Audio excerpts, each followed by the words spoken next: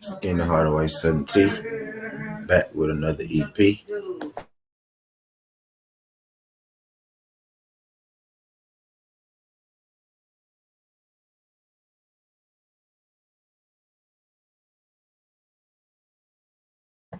Skin the Hardaway 17, back with another EP. And when y'all roll on in, y'all hit that like button for your boy. Today we're here to talk about, something that I'm interested in. You know what I mean? Something that I've been noticing. Something that I've been noticing my damn self. You know what I mean? No, I ain't no secret. I'm a Earl Spence Jr. fan. I went to the Daniels Ugas versus Skinny 2 Liter. Was good, pimp. Appreciate you sliding through this jump, pimp. I went to the Earl Spence versus Daniels Ugas, fight my damn self. You know what I mean? So I'm a fan. I ain't got no shame in that. You know what I mean? So I didn't hear every Earl Spence joke. I didn't hear every Earl Spence criticism. Goddamn it, that you can hear, right? And the biggest thing that stood out to me, in the midst of this, Terrence Crawford and Earl thing, right? The easy route statement, when this shit was hectic with the Bud fans and the Earl fans, that's what every, Bud fan was saying.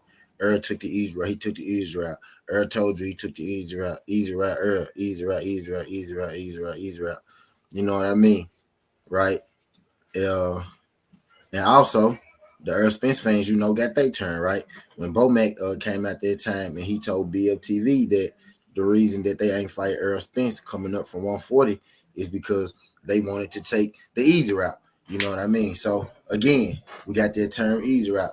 Easy route, easy route, easy route, easy route. You know what I mean? Type deal. So, we didn't have our laugh with that with Earl. We didn't have our laugh with that with Bud. You know what I mean? Uh, and every time every time a big pay-per-view happen with Earl Spence, you know what I mean? The first thing people get to saying is the first thing that people get to saying is, oh well, how many people was there? What did it do? What's good? What's good? What's good? Shout out to my people coming in the building. Shout out my guy Skinny 2 Liter. Appreciate you sliding through this John Skinny.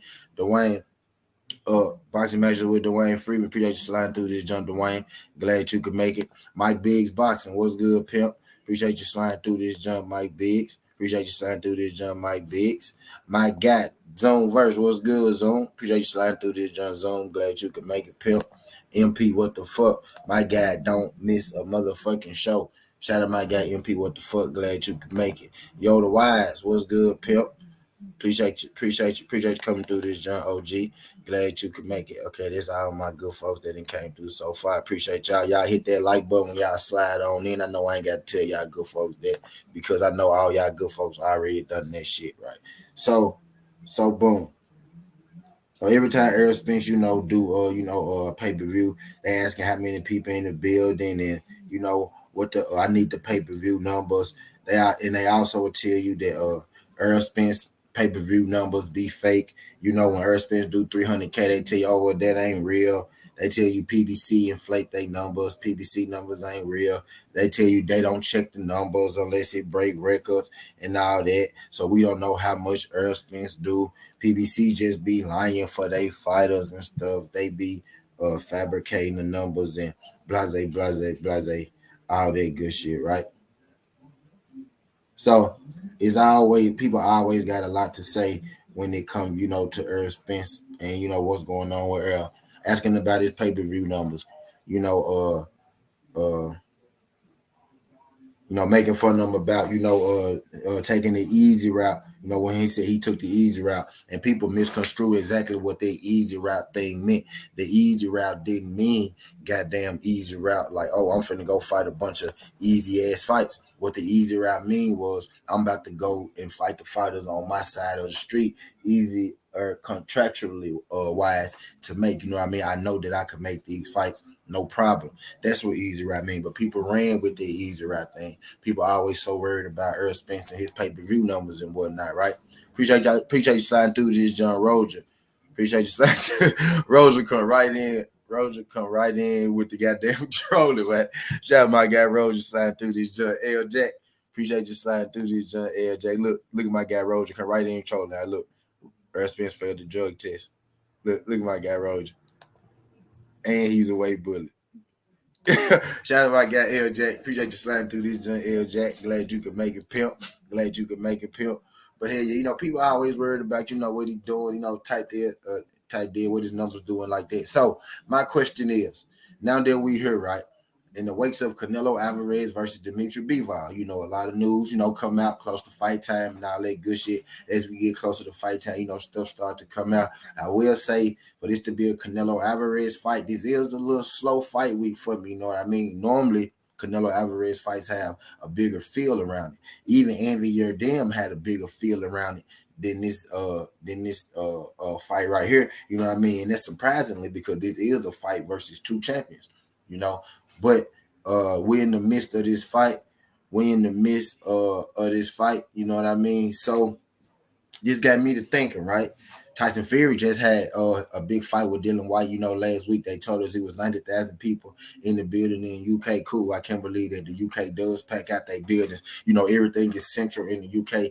Everybody goes to the stadium. They pack it out. That's not unnormal for them to pack out the events at their stadium. There's actually tradition for them to pack out the events at their stadium. So cool. We knew how many people were in the arena. It was like 90,000, right? With Tyson Fury. When Earl Spence, it was like 3 days after Earl Spence pay-per-view, that was like, it's been real quiet about those Earl Spence, pay-per-view numbers. It's been real quiet about those Earl Spence, pay-per-view numbers, right? Boom. So don't nobody care about Tyson Fury pay-per-view numbers. You know what I mean? Tyson Fury got a pay-per-view. You know what I mean? He just had a pay-per-view. Don't nobody care about his pay-per-view numbers. Like y'all ain't here asking for, Tyson Fury pay-per-view numbers. Like we won't give a damn. We only do that. We only doing it for Earl Spence. You know what I mean? We only care to, find out what, Earl Spence pay-per-view numbers do. You know what I mean? So we just gonna let that shit breeze by. But how about this one? This easy route turn, right? In the midst of this Canelo Bivol fight, right? In the midst of the Canelo Bivol fight, right? We just found out the details of the PBC deal with Jamal Charlo that Canelo Alvarez decided not to take right before he took the Bivol fight. You know what I mean? So the contract details came out about, said fight between Jamal and Canelo. And in the contract, it said that Canelo Alvarez will be on the line to fight Jamal Charlo for $45 million. You know what I mean? And what we didn't know is that also in the contract, it said that he had the option to fight David Benavidez. It said he had the option to fight David Benavidez at 168. Or if he wanted to do it at a catchweight, if he wanted to do it at a catchweight, he had the option to fight Earl Spence at 164. You know what I mean? So he had the option, to fight Jamal Charlo. He had an option to fight Benavidez, and he had an option to fight Earl Spence. You know what I mean? But instead, he took the fight with Dimitri Bivol, and he took a fight with Triple G.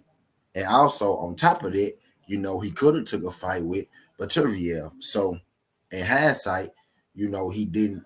He passed up a fight with Benavidez, Charlo, Earl Spence, and Baturviev, and he ended up fighting, Bivol and Triple G. Now, for the people who gonna tell me, oh well, he gonna fight Baturviev after these people fight. Well, he was supposed to fight Baturviev before, because after Baturviev fight with Marcus Brown, Canelo hit at him for a fight. They said cool, but he ended up following through. He ended up fighting Dimitri Bivol for the fourth time in the contract negotiation that he done been in with Dimitri Bivol. He done fell through and fell off, and fell through and fell off, and all that good shit.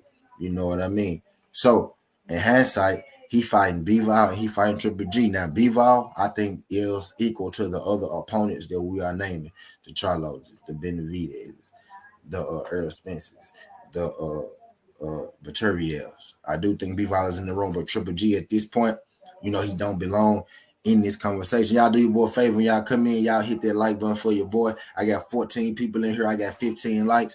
I need 5 of y'all to hit that like button for your boy and get your boy to 20. You know what I mean? Greatly appreciate it. Shout out to my guy, A Street Mike. A Street Mike, what's good, pimp?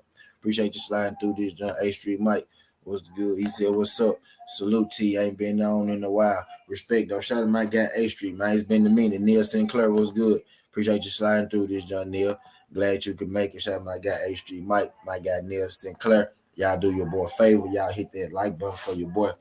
Y'all hit that like button. I'm finna go find my button up. I'm gonna be right back. But you know what? Wait, before I leave, real quick. Real quick. I'm just saying, like, so speaking of the easy route thing, like just the easy route. So we only care about a fighter taking the quote unquote easy route, when it's Earl Spence, and let's really get in the context of what they mean by easy route. So this one I'm finna do this certainty. I'm finna drop the link for y'all if y'all want to come on, speak y'all opinion. But this what we go do this certainty. We go sit down and we go chop up the route that Errol Spence took, and we go chop up the route that Canelo Alvarez taking, and we go see who really, taking this fucking easy route. We go discuss it, you know what I mean? And as far as this pay-per-view situation go, y'all heard anybody say something about Tyson Fury pay-per-view numbers? Anybody ask for it? Do anybody care to even know? Why is it that we only care about these things when it's Errol Spence? You know what I mean? If for Earl Spence to be so boring, for Earl Spence not to sell, for his pay-per-view numbers to be so low, we sure seem to care about him. You know what I mean? A lot. You know what I mean? And Earl Spence sure seemed to be dominating Canelo Alvarez fight week. You know what I mean? We was buzzing. We've been buzzing up Earl Spence versus Daniel Ugas for 2 weeks. I made a certainty a while back. I said that Earl Spence is going to be in the same company as the top stars in boxing then. I said he is in company as the top stars in boxing, and I think everybody around boxing is starting to feel that as well. The fact that he was even in the Canelo sweepstakes lets you know exactly where Earl Spence is on the picking order in boxing. It's not too many boxers above Earl Spence, and to just be real with you, I will only probably say two, and one of those guys is retired. You know what I mean? And being Deontay Wilder, you will put Canelo at the top of the list, right? They'll try to tell you Tyson Fury, but that's complete bullshit, as we know now, because we ain't heard shit about Tyson Fury pay-per-view numbers. Tyson Fury sold 25,000 pay-per-views. I guarantee you that, no more, no less. 25,000 pay-per-views, you know what I mean? It damn sure ain't Tyson Fury, but they're what they'll try to sell you. Some of the biggest star in boxing right now is probably Canelo Alvarez, but right behind him, guess who it is? It's that Earl Spence Jr. guy. You know what I mean? And if Deontay Wilder ever decide to come out of town, we know it's going to be Deontay Wilder. But right now, Earl Spence is one of the biggest names in boxing in the shows. You know what I mean? That's why people always want to know, well, what's this about Earl? What's that about Earl? And that's why we never ask shit about Tyson Fury. You know what I mean? And we didn't let Canelo get so comfortable with doing what he wanted to do. We don't put his feet to the fire. So I never expected y'all to say anything about an easy route. Y'all want to use that because y'all want to make jokes about it. Y'all want to demean Earl Spence when really Canelo Alvarez is actually out here taking the easy route. I'm gonna let y'all sit on that for a second. Hold on. Let y'all sit on that. Let y'all sit on that for a second.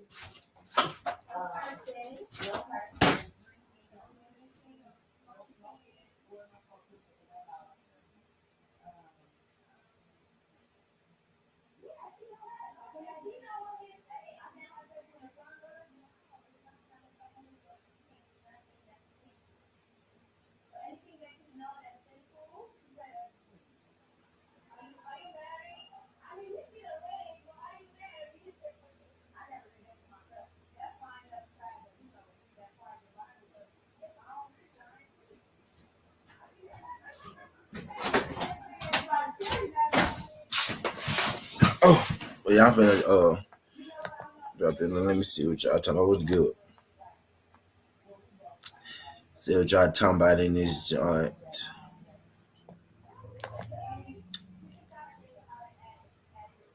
That I always want Earl to show something. Same thing with the injury. Earl had to show something, but Ryan didn't have to show. Right. He's an Earl told his ass to sign. Is all I know. Earl did tell Terrence Bud Crawford to sign on the internet. Zoom, I got a certainty coming out about that too. He told him to sign. already. So what when I gonna say it now, but what I saw from that is that there is a contract out there because Earl told him to sign his name. You know what I mean? A Street Mike, I heard that my boy A Street Mike. He said, I mean, that's obvious. EJ ain't going to have no issues. So he's the one tell him. Oh, okay, yeah. He said they threw Oscar in there with the floaties. He said he saw his man get thrown in the water with Shakur. So I don't think Canelo's going to fight another undefeated black fight. Johnny Q, what's good, pimp? Appreciate you sliding through this, Johnny Q. Glad you could make it, pimp. Glad you could make it, pimp. Appreciate you sliding through. I miss Johnny Q. Johnny Q snuck in this joint. I miss Johnny Q when he came in the building. And Johnny Q snuck in this joint. What's good, Johnny? Big Tex. What's good, pimp? Appreciate you sliding through this joint. Glad you can make it, pimp. Glad you can make it. Y'all do your boy a favor. Y'all hit that like button when y'all scroll on in. Greatly appreciate y'all sliding through this joint. Try my guy, Big Tex. But yeah, we in this motherfucker cooking. I'm just bringing. I want to bring a little attention. I want to ask. I'm asking the question because nobody seemed to be asking the question. Nobody seemed to be asking the question, right? But when it was Earl Spence, everybody had a question to ask. Oh, he said he taking the easy route. So let's really get into it. What is the easy route that Earl Spence took? Since Earl Spence said that easy route statement, right? He has fought Sean Porter, Danny Garcia. Wait, since Earl said the easy route statement, he has fought Mikey Garcia, Sean Porter, Danny Garcia, and your Danish Ugas. You know what I mean? It was Mikey Garcia, Danny Garcia, Sean Porter, and your Danish Ugas. Okay, so that's the route that Earl took. That's the route that Earl Spence took, right? And Canelo Alvarez just just decided to fight Dimitri Bivol in Triple G rather than fighting Jamal Charlo and Earl Spence or Benavidez. I'm gonna say that again. Charlo Benavidez, Earl Spence, or Dimitri Bivol and Triple G. What is the easy route? What is the easy route? And I'm just speaking, but I'm speaking since Earl made that statement, y'all. Not Earl's career as a total. Just since he made that easy route statement, people want to be like, oh, he took this, he took that. When you really get into the route that Earl Spence took, Earl Spence has fought some of that, and this really why people see it because they want to make a joke about it and throw you off on what really happened. Earl Spence has probably took the toughest road in boxing to date in this generation. To be real with you, and I'm not talking about no accolades or no shit like that. I'm talking about opponents face level of competition and when you face the opponents that you face. The timing of when you fight a fighter does matter. The timing of when you fight a fighter means just as much as the name of the fighter that's on your resume.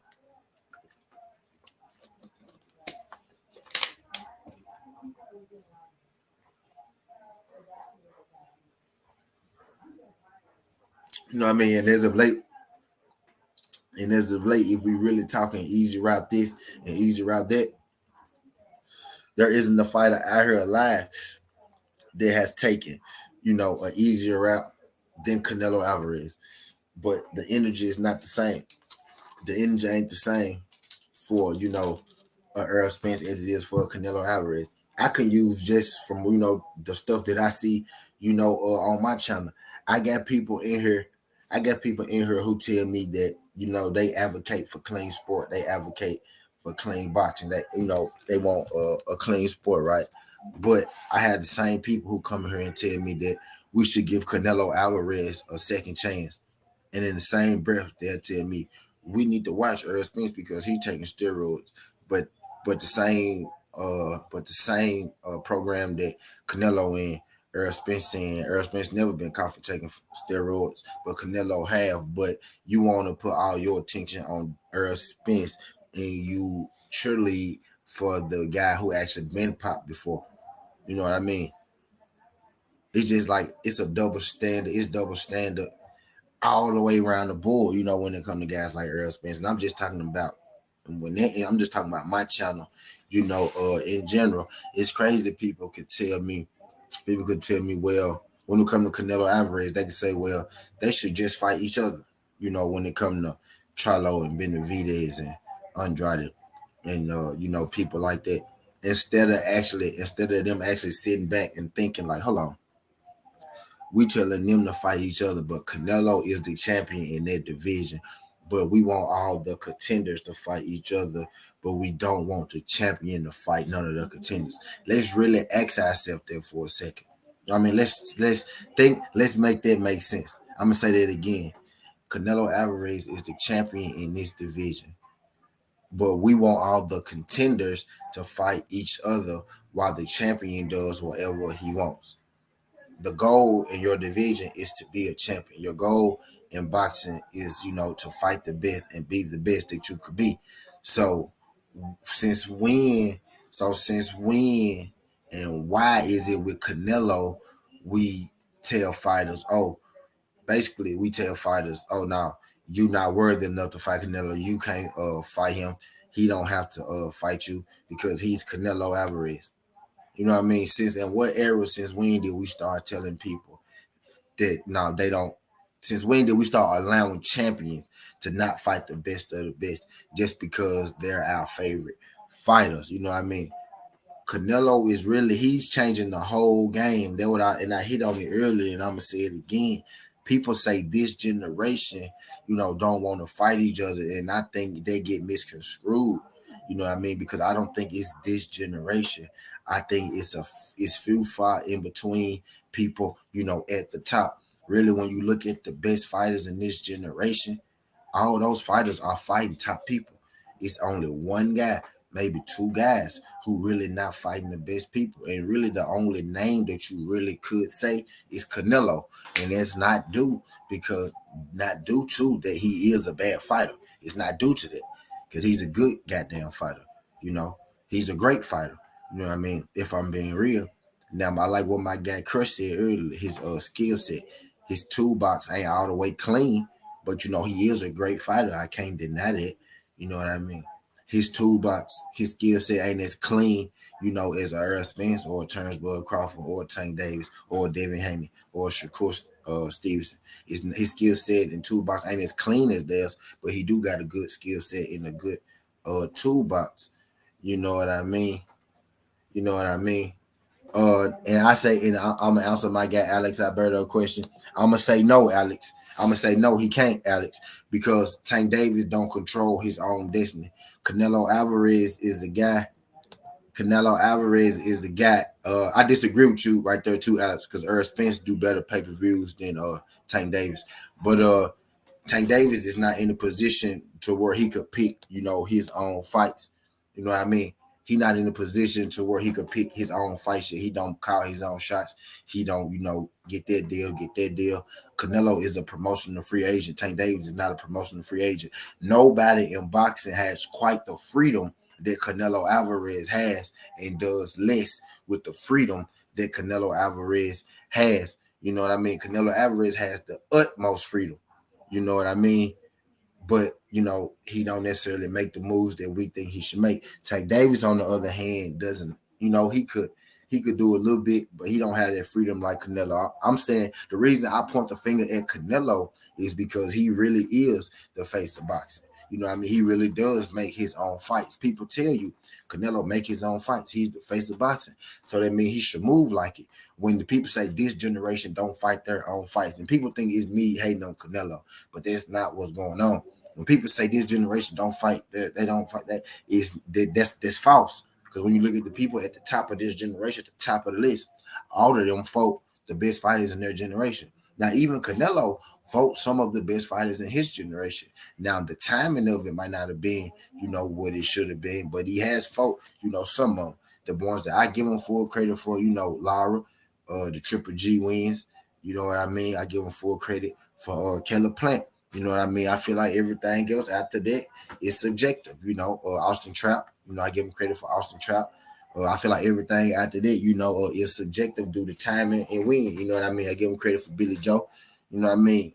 Type deal, but it's fights. It's a lot of fights after he left on the table. And this my thing that I like to say. This my thing. What it is, I like to say it because it's true. Now every boxer out there has at least like one fighter that somebody could point out and be like, "Oh well, that boxer ain't fight that guy, so he ducked him." Okay, okay. I guess if you dig deep enough, you can say, "Well, he could have fought that one guy." Every one fighter got that one guy that they could have fought, right? But with Canelo, I feel like he left too many fights on the table. He's won too many fights that he left on the table that he didn't fight. Not even one fight, not two fights. Not It's like six, seven different fights that Canelo Alvarez could have had that he didn't, necessarily take that we would have loved to see. And I could think of, I'm just talking about what three of them on this sudden team was the Charlo, Benavidez, and Earl Spence, type deal. And then I could throw in, Andrade could have fought goddamn Andrade. You know what I mean? I could throw in the fact that you could have went ahead and rematched Triple G all them years ago when you were saying that you didn't want to rematch him again. You'll never fight him again since you're about to fight him again now. And people seem to forget about that part of it too. Canelo Alvarez said he'll never fight Triple G again. You know what I mean? But let's get back, on subject. I could bring up Triple G then. You ducked Triple G that third fight when Triple G wanted it back then. You know what I mean? It's a few fights in there that we could have gotten that we didn't get. There was a time where he could have fought Jamal Charlo years ago.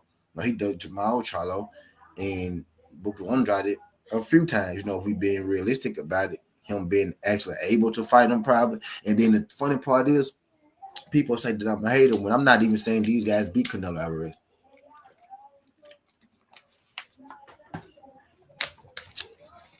I'm not even saying that these guys beat Canelo Alvarez. That's not what I'm saying at all. What I'm saying is that these are interesting fights. These are fights that the people want to see. These are competitive fights. You know what I mean? My guy Just Do was saying something earlier. I want to see Canelo Alvarez fight somebody that want to fight him instead of somebody that he picked to fight. You know what I mean? We want to see the fights that that we asked for. We want to see these competitive fights, that we asked for. Nobody really asked you to see. And Bivol, it was a good fight. Nobody really asked you to see Bivol. We damn sure didn't ask for a Triple G fight in 2022. You know what I mean? We asked you to fight Benavidez. We asked you to fight Charlo. We Boo Boo Andrade asked you to fight him, and you said he wanted a payday, and it blew up to a whole bigger thing. And now you got people asking you to fight Demetrius Boo Boo Andrade. You know what I mean? Y'all do your boy a favor when y'all roll on in, hit that like button for your boy. If you in the building right now and you haven't hit my like button, hit that like button for your boys. 18 people in the building. I need everybody in here that haven't hit the like button to hit that like button. I know when I ask a lot of y'all to hit that like button, y'all, leave about this junk. I do that on purpose because you in here and you can't hit my like button. I don't want you in here anyway. You know what I mean? I hate how every time I get to asking people, hey, if y'all ain't hit the like button, hit the like button. I get people dropping out of here. Well, that's cool because I want you to drop out here if you can't hit my like button because you probably in here sneak watching any goddamn way, either waiting on information to hit, trying to see, what the hell I say, type deal, or you probably one of these regular. I ain't gonna get into all that, but appreciate y'all. Y'all hit that like button when y'all roll in. My supporters, can y'all do your boy a favor? Hit that like button when you roll in. I got more than enough sneak watchers. I got more than enough journalists. I got more than enough boxers. I got more than enough content creators who watch my shit and who don't hit the like button. So if you really, if you in here and you fuck with your boy, I know you fuck with your boy. Hit that like button for your boy. So we can let YouTube know that I'm doing a hell of a job over here. Greatly appreciate that. But hell yeah, what I mean? It's a lot of fights that Canelo Alvarez left on the table. You know what I mean? It's not just one fight. It's a couple fights. You know what I mean? So uh the the the notion that this generation not really fighting or this generation is soft or something like that, I think there's few far in between. I think it's really me personally. I think it's one guy at the top. It was Teofimo Lopez not wanting to fight Devin Haney. George Kambosos is not wanting to fight Devin Haney. You know what I mean? It's not really that many people today who really don't really want that smoke. When you get to the top of the list and you start talking about the best of the best, those guys are throwing down. I think that it's Canelo Alvarez. Appreciate you. Do your boy a favor. Can you hit that like button and subscribe to the channel? If you ain't subscribed to the channel, I don't know if it's your first time, but don't make it your last time. If y'all could, if y'all ain't here, y'all ain't hit the like button, hit the like button. Greatly appreciate it. Bruce Gas, what's good, pimp? Appreciate you sliding through this jump, Bruce. What's good, my boy? Dark Kent, what's good? My bad, Dark Kent. I'm in the chat now. He said peace and blessings to you and your house. Shout out to you, Dark Kent. Peace and blessings to you and your house as well. Hey, Act, do your boy a favor. Hit that like button, subscribe to the channel. Greatly appreciate it. Bruce Gas, what you smoking on, my G? What's good? But yeah, I think if you look at it, if you're looking at it as on the totality, this generation is throwing down. If you look at it, if you look at it this year, if you look at it just this year alone, we got hella people throwing down. Not to, on top of Earl Spence and Bud Crawford actually looking like they're about to fight right now. See, I'm not finna let y'all throw me off. See, you got Act coming here, oh, he ducking Crawford. Okay, you can feel like Earl ducking. You can feel like Earl ducking. I can feel like Crawford ducking. At this point, I don't care who ducking because we're about to get this fight. So we can come in here and we could talk this, we could talk that, you know what I mean? But in the end, we're about to get this fight. Point blank, period. I don't care who ducked. I don't care who said what, who did that, who did that. We done talked about that shit for 2 straight years, and that ain't got us nowhere. It's the year 2022, and don't y'all see, don't y'all feel the fucking atmosphere?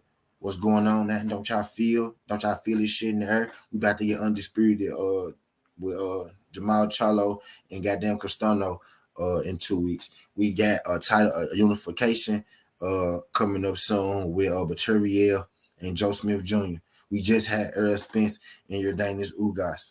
You know what I mean? We just had Shakur Stevenson versus Oscar Valdez unification. We just had undisputed Franchon Cruz and Santa Cruz. Just had undisputed Amanda Taylor and Amanda Serrano and Katie Taylor. Now we getting these fights. Digitize face out they do. Yeah, exactly what I'm saying. So we heard now exactly. So we waiting on the fight. It's all talk exactly, but they is talking exactly. We here. Exactly. So that's both fighters. So how you gonna say Earl Spence ducking him and then say it's all talk till I see them face off? So it take two to tango. Earl Spence can't fight himself. Exactly. So, that's what I mean. You come in here and you push a narrative. You know what I mean? He think this a Bud hate video. This ain't even no Bud hate video. You don't even see Bud up here. You see Tyson Fury and Canelo Alvarez up here. You know what I mean? Type deal. That's what I mean. It's just when it come to Earl Spence, just like when it come to the easy route thing, when it come to the pay-per-views, when it come to my guys like that, when it come to Earl Spence, shit just get different. In the same breath, this man came in here and said Earl ducking, and then he said it ain't real until I see them face off. So it take two to tango. But people go blame Earl because that's just what people do. You know what I mean? But what I'm saying is I want y'all to care about goddamn Tyson Fury pay-per-view numbers. We don't care about Tyson Fury. Ain't Tyson Fury one of the biggest stars in boxing? Ain't he one of the biggest names in boxing? Oh, the heavyweight champion of the world. Ain't this the reason y'all wanted Deontay Wilder, out the way? Is so y'all could, crown Tyson Fury? What happened to Tyson Fury pay-per-view? Anybody? Okay, real quick question here. Anybody know about Tyson Fury pay-per-view numbers? Anybody? He said Charlo tried to take the easy route to pay-per-view, but it failed. Mostly, I don't know what you mean, Alex. I dropped the link for you though, Alex. Come explain what you're talking about. Because Charlo tried to fight Munguia and Charlo tried to fight Canelo Alvarez. Those are the things that people. Well, I know y'all love Canelo, but if we're gonna talk about it, we're gonna talk about everything. So I get it. If y'all really want to, I'm finna drop the link for y'all again. I'm gonna drop the link for y'all again. We could get into it. You know what I mean? We could talk about it because he did. He tried to fight Canelo. He thought he was gonna fight Canelo. He was training for Canelo fight. He actually been chasing Canelo since 154. You know what I mean? We really been talking about this shit for too long. You know what I mean? But the thing is, if we go constantly diverted to Charlo and Charlo and Charlo and Charlo, so Charlo and Charlo and Charlo, it's never gonna get nowhere. You know what I mean? Because Charlo was only one person. It takes two people to want to fight. You know what I mean? It takes two people to want to fight. It's that simple. You say, oh, Charlo took the easy route to so. Charlo knocked out J. Rock Williams. Charlo knocked out K9 Bundridge. Took his belt. Charlo beat Derevyanchenko. Derevyanchenko was Canelo Alvarez mandatory, and Canelo Alvarez didn't want to fight him.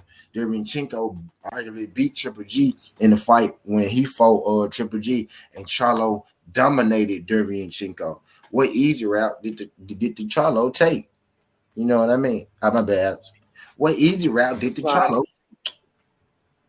If we being real, See, it's just the thing with Jamal, man. It's with Jamal. Like Jamal, like he fought on pay-per-view. He fought Banana. He fought for a 3-belt unification. But like, you Charlo know, fought Jamal, like, yeah, but I don't know, man. I know he didn't beat he might have won the Triple G fight, but then again, he didn't win the Triple G fight. he And did, but it's I'm saying just that that's a formidable opponent. You know what I mean? Really, let's talk about it as we gonna talk about it, right? The reason he fought Derevyanchenko because he was trying to match himself up against a guy that fought Triple G. The fight that he won. He won Triple G. He won Canelo. He wanted Munguia. And I know you like Munguia. I know what this is about, Alex. I know why you up here. what do you mean? I like both of them, bro. I like both of them. He wanted. It's just He that I wanted don't, though. and I don't like either of their next moves. I don't like that he's fighting Danny Jacobs, and I don't like that he's fighting Selecki. But like the point is that all of these boxers are like missing that like marquee win. It's not just Jamal. It's like, you know, you got like a lot of people like you Jamal, say the about older, the who older has who truly has control over their career. Do the Charlos truly have no, they control don't. over there? They don't. Exactly. Yeah, you're They right. don't. They don't. Not the Charlos. Now I think Earl maybe at this point might, you know what I mean? He might have a say so in what he do. I think he do. I know Yeah, but Wilder do. I think when it comes to guys like Crawford and Spence, their routes already completed. They're about to fight, so they've done their Yeah. job. Like, it's like, and you're right when it comes to the Tyson Fury stuff. Jeff With Campbell, like, PJ Slide through the joint. Hey, I real bet quick, you. if y'all in the building, and y'all haven't, can y'all do your boy a favor? Y'all hit that like button and subscribe to the channel. Do your boy a favor, hit the like button. If y'all in here, I got 17 people in here. I got 20 likes. Y'all do your boy a favor, hit that like button. Jeff Campbell, I don't know if this your first time, but don't make this your last time. If you could, hit the like button, subscribe to the channel. I don't know if you're here for a good time or you're here for a long time, but feel free to drop a comment. You know, this a comment free And zone. shout out to the second channel. Shout out to the Shout out second to the channel. second channel. You can say what you like on this joint. We uncensored, no holds bars up here. Me and Alex up here arguing right now, having a family dispute. Me and Alex do this all the time. It get real hectic when we talk about UFC. Y'all got to catch us on one of them Saturdays. Y'all got to come. Did you see that leak? That big on the Pivot podcast? What happened? Nah, Dana White was on the Pivot podcast, and they were in the room full of like fights on the board, and like if you freeze it, there's a whole bunch of fights that were unannounced, and there's a lot of big fights. There's Nate Diaz, there's Chimaev, there's John Jones. All of those fights are up there. Yeah. That's what it is, Jeff. It's because the biggest name not fighting nobody. And the biggest names and the biggest name always set the tone. You know what I mean? Jamal Charlo is just a product of what's happening with the biggest name. Jamal is. But I think it's easy for I think watch this. If Jamal and David Benavidez really wanted to fight each other, they would make it happen next. And I bet you if they fought, Canelo would fight. That's not the fight that we need to be pushing. That's a throw out fight. That's what I'm saying. That's where we at. Jamal no. It's like a semi. It's like a semi-final. If it was a tournament, Jamal Charlo is not at 168. Canelo is the champion at 168. David Benavidez is the number one contender at 168. That's a fight that we supposed to be pushing. We trying to make two Canelo contenders fight each other when you got Benavidez in his division, and we don't want. Look, hold on, wait, Alex. What we saying really? Actually, I know what you finna say, and I'm glad you're here. Like, because we really saying it's okay for Canelo not to fight him, but they gotta fight each other. But it's okay for Canelo not to. Benavidez should fight. Canelo should fight Charlo, bro. And if you go up to 175, fight Baterviev too. Man, But make boxing fun for us, bro. You at the top of the division. You control this shit. Yes, we Yes, know. but it's about, here's the thing is, hype is about momentum. Like, as far as I'm concerned, absolutely none of the candidates that are in to face Canelo have no momentum. Like, even Bivol, he's coming off a fight over Umar Salamov, and he should have knocked out Umar Salamov, and he let him off the hook. And so, not even he has the momentum, like, to have the hype of this big fight, like with Canelo. But if Charlo and David That's trap. Benavidez fought each other, that would build momentum for the winner. That Well, would okay, do look. more for them than Okay, a can I David Lemieux or a Sulecki. Like, fact? Okay, can I say this? Okay, mhm. Charlo at 160, Benavidez at 168. Okay, if Charlo is if Canelo is going to fight at 175, right, and come back down, shouldn't he have to fight somebody, one of those guys at 168? You go bring up Triple G from 160, but you wouldn't bring up Charlo from 160, But and then you go, weren't we just oh, saying that? wait, and then you go come back, you go up to 175 and not fight Baterviev for one, right? You'll go up to 175 and not fight Baterviev, and then you go come back down and still not fight Benavidez, and then you go bring up a guy in Charlo division that's not Charlo. But You weren't we see what I'm just saying? saying that Charlo was getting too big for 160? Weren't we saying like a couple of Charlo not saying months that ago? though. But that's what I be getting at. Charlo never said that. Charlo never missed weight. The public and the fans trying to push him up when he telling y'all, bro, I'm not going up there. I'm fighting at 160. I will only go up for Charlo. We want to make him do stuff. We want to make him do stuff, but we don't have this same energy for Canelo Alvarez when he's the one that set the precedent. If Canelo Alvarez would just Charlo post already been taken care of, is what I'm getting at. He post already been if everybody feel like he just go sweep him, right? He should have already been swept. We should have already been done with this conversation. My thing is, it's something there, y'all. If we still talking about this, that's all I'm getting at. We blaming Charlo for not fighting Benavidez when we missing the whole thing that Canelo is the top guy. Canelo is the champion at 168, and he the one that's not fighting them guys. We want all the contenders to fight each other while the champion not do nothing. You know what I mean? He go up there to fight Bivol, good fight. I think he go get in a little trouble with Bivol, but I think he go beat Bivol. If you at 175, bro, why not go and fight Baterviev? We also forget that he hit at Baterviev before he even signed to fight Bivol. We forget he hit it Baterviev after the Marcus Brown fight, and Baterviev said, cool, let's get it. And then Canelo said, nah, I'm okay, I'll fight Charlo. And then he said, nah, I'm okay, Charlo, I'm gonna fight Bivol. We forget about that, man. You know what I mean? So I just think it's Macaboo. Don't forget about Macaboo. Maccabi. Yeah, Macaboo. So I'm just, bro. I just didn't get to the point, bro. I just want to put. I want to put. No, we need to put. We need to put that. We need to put that energy where it need to be because us hitting that Jamal Charlo ain't gonna change. No, Jamal Charlo not even in the place where he pick his own fights yet. You know what I mean? We tell him. We telling these guys stop chasing Canelo. Stop chasing Canelo. Stop. Canelo is the top dog, right? It's like we say Canelo the top dog, and then we say stop chasing Canelo. It don't work like that. That's Yeah, not but how it works. it's not just Charlo, it's Andrade too. You know, you saw Andrade, he just pulled out of his damn fight. He just pulled out of his damn fight like 2 weeks Yeah. before. Like, what the hell is that? He's once again dropping the ball on his damn career. So, like, it's not just Charlo and Benavidez playing their cards wrong. Like, it's a whole bunch of these guys. And like John Ryder, he might get the freaking fight in December. And okay, Have look, you got, okay, let's. This is remember? what I want to hit on. This is what I want to hit on.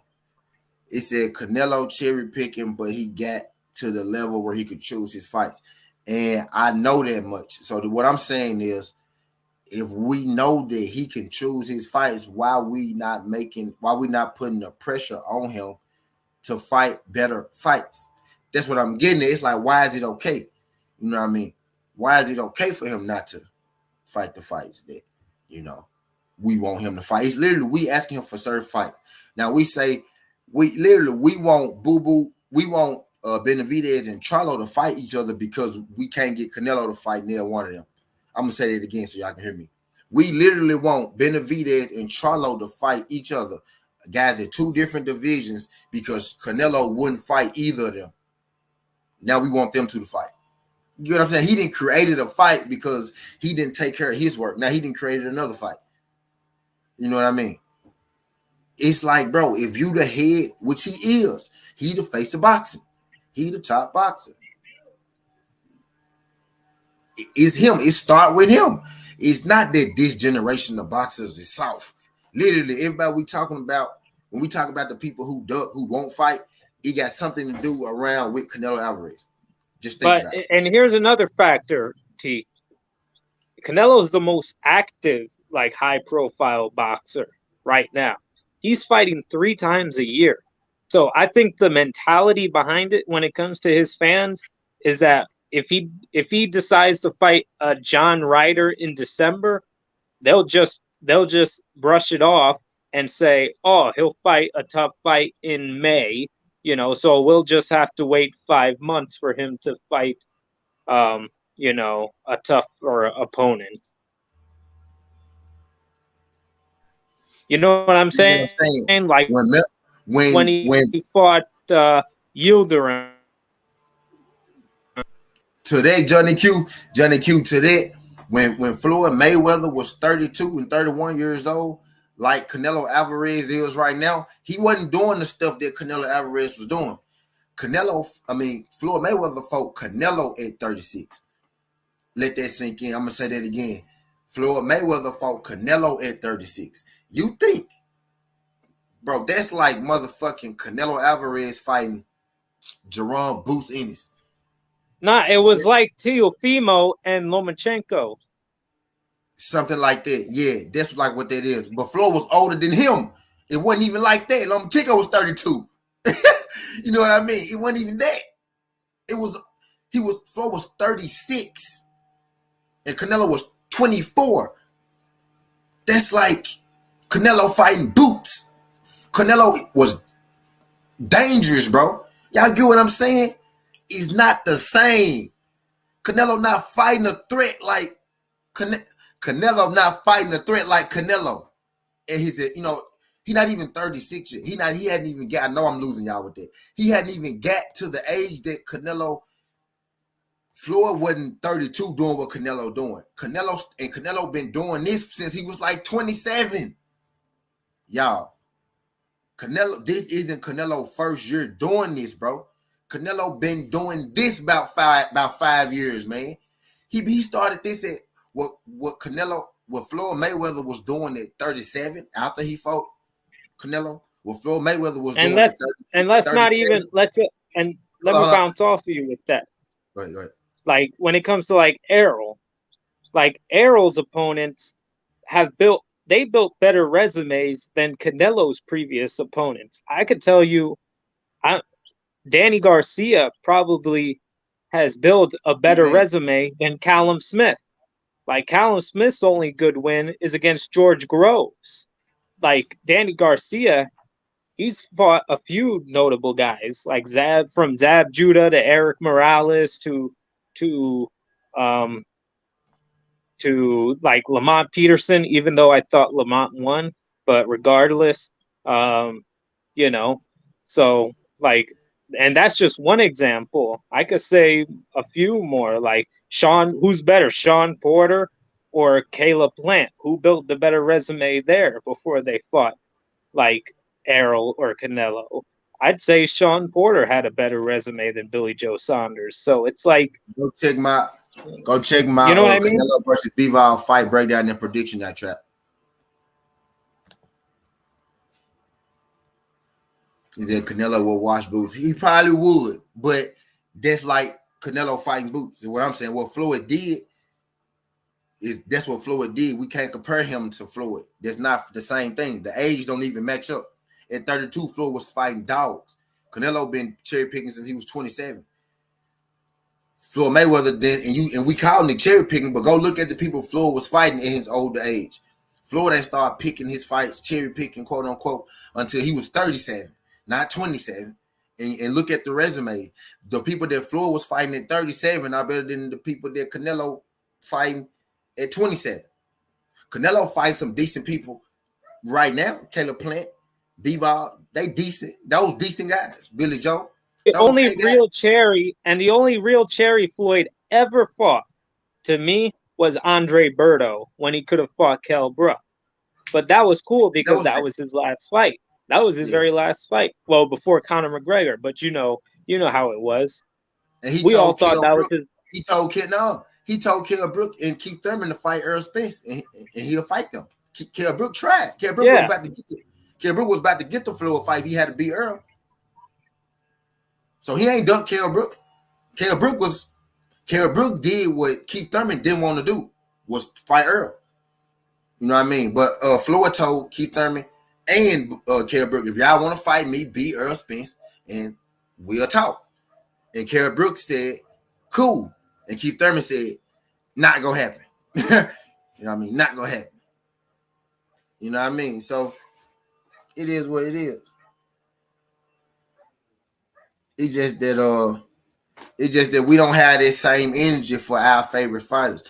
Then again, I'm gonna keep saying, I might make this his own certain thesis. Is Canelo fight week. I'm gonna give y'all Canelo fight week, but I ain't gonna give it to y'all the way y'all think that I should give it to y'all. I'm gonna give it to y'all the way that I think about it. If y'all want to, we're gonna get some publicity for his fight. It just ain't gonna be the way y'all think it's gonna be. I want to talk. I need to make a different tea on how that it's not this let, generation not fighting each other. It's really let just me the ask you this, T. If if Canelo loses this weekend, does he get to choose who he wants to fight next without criticism, or is he still does he still have his feet to the fire when it comes to that? If he loses, or are you if cool he with loses. whoever he chooses? If he fights Triple G next, still, even if he loses this weekend, If he lose, he got to fight Bivol. He got to fight Bivol again. If he lose, he is got to there? fight Bivol. I haven't heard anything about a rematch clause, man.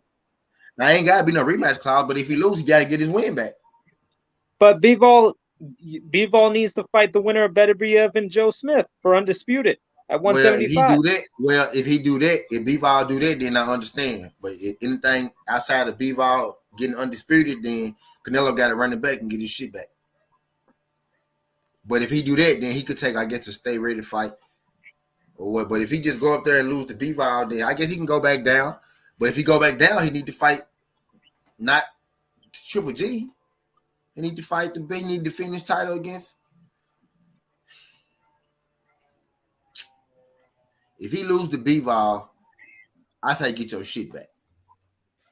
If he can't get his shit back, let's say Bivol going to undisputed match, then you wait for the winner and then get your shit back.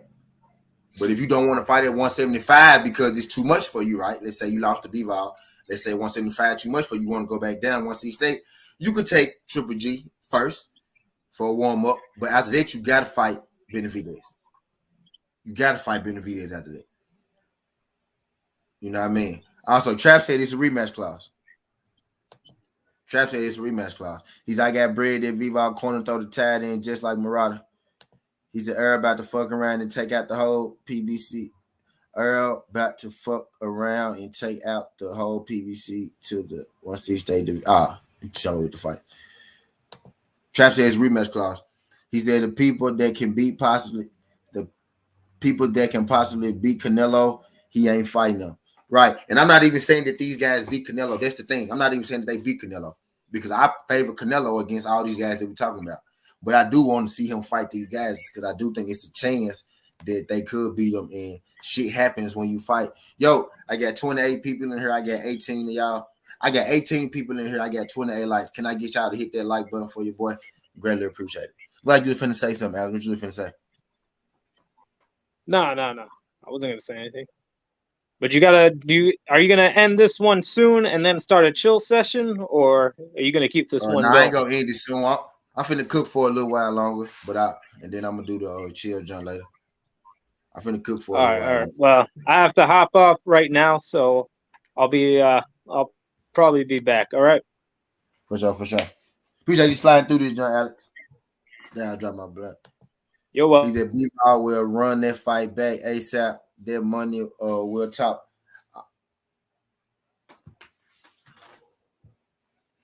I think Trap just said they got a rematch clause. So do both fights got a rematch clause or just Canelo having a rematch clause? Be real with you, I don't see no way in hell. I don't see Canelo knocking Bivol out. You know what I mean? I don't see Bivol knocking Canelo out. And there's no way in hell I see anybody beating Canelo 12 round decision. My guy Trap said you said Bivol beat Canelo Houseway. Or I dropped my fight breakdown and prediction earlier. I told y'all how he beat him, but I don't see nobody I don't see nobody ever getting a 12 round decision, over Canelo Alvarez, especially not after seeing that Caleb Plant, fight and watching, those scorecards at the end. Even if you thought Canelo was up, I feel like the judges had their scorecard ridiculous. So you're not beating, Canelo, on the scorecard. I think Bivol go do well in this fight. And again, I never said that Bivol, was a bad opponent. I never said that Bivol was a bad fighter because he not.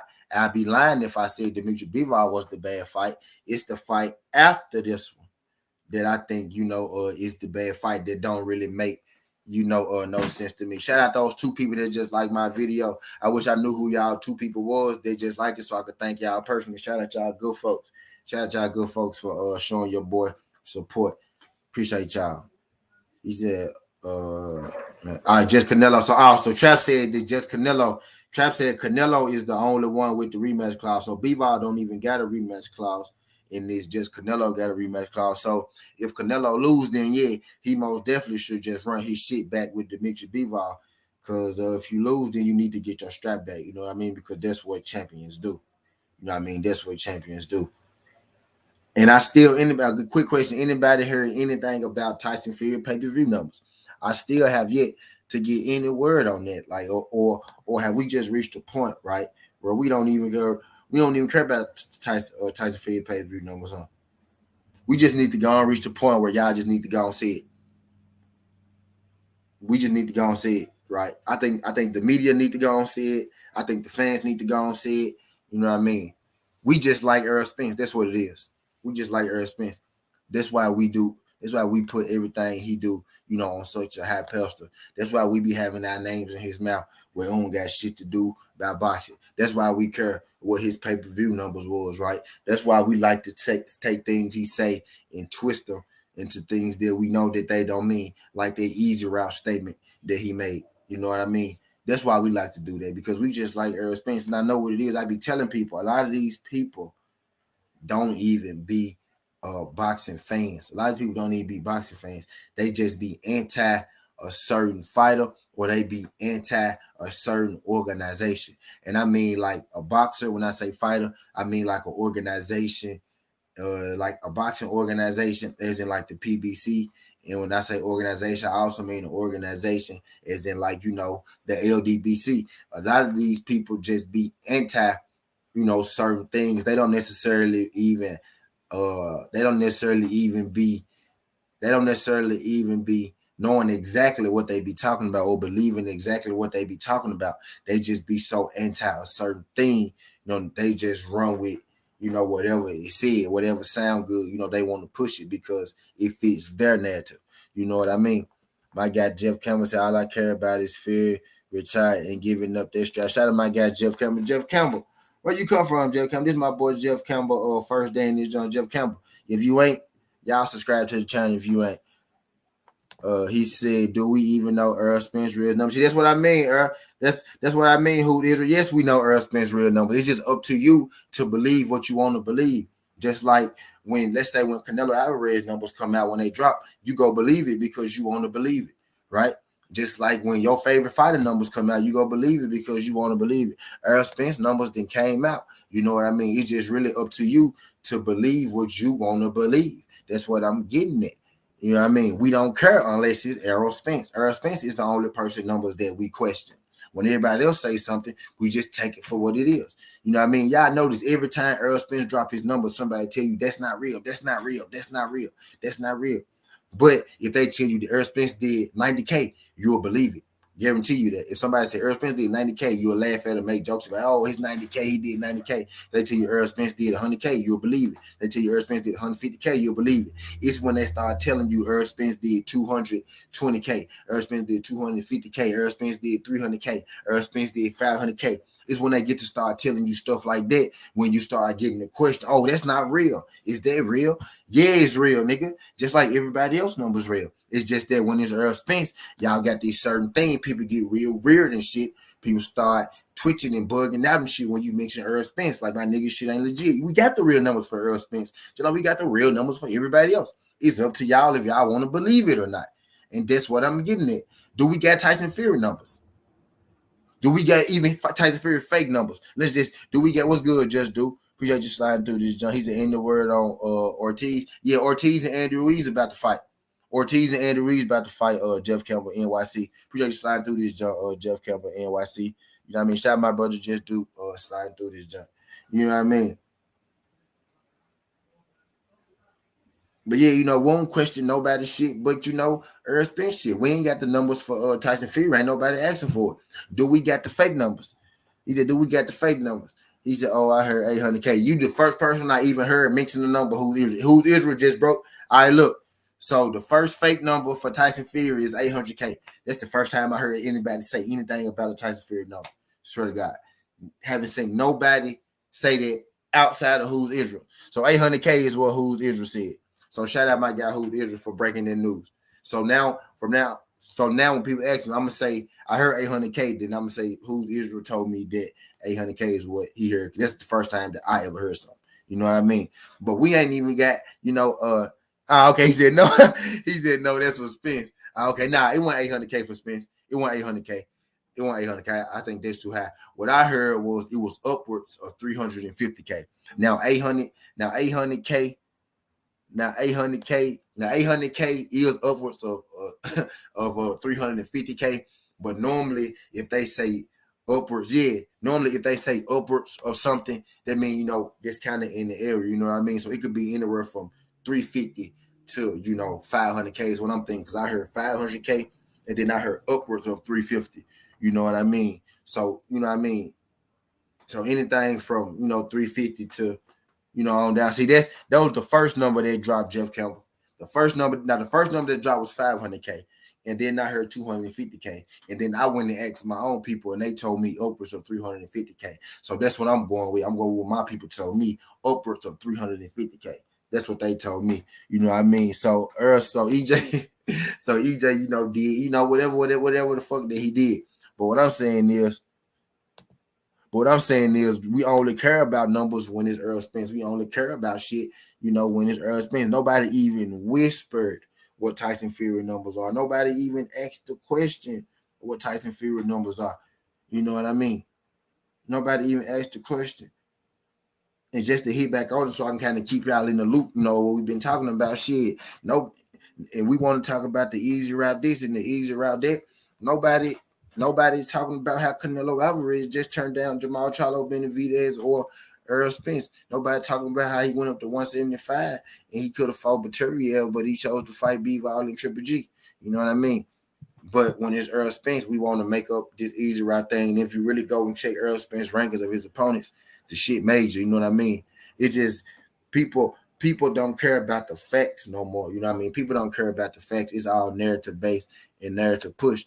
You know what I mean? And that's all it is. Not just get sick of it. So you know what I mean? So what I do is I talk about, you know, the facts. I talk about everything that they don't want you to talk about.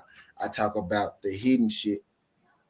I talk about the hidden shit. I talk about the underneath shit because what they go tell you is they go tell you all the bad shit about Deontay. They go tell you all the bad shit about Tank. They go tell you all the bad shit about Devin Haney. They go tell you all the bad shit about Earl Smith. They go tell you all the bad shit, you know, about Jamel Charlo. They go tell you all the bad shit about Jamal Charlo. They go tell you all the bad shit about them. But what they ain't gonna tell you is that they shit stink too.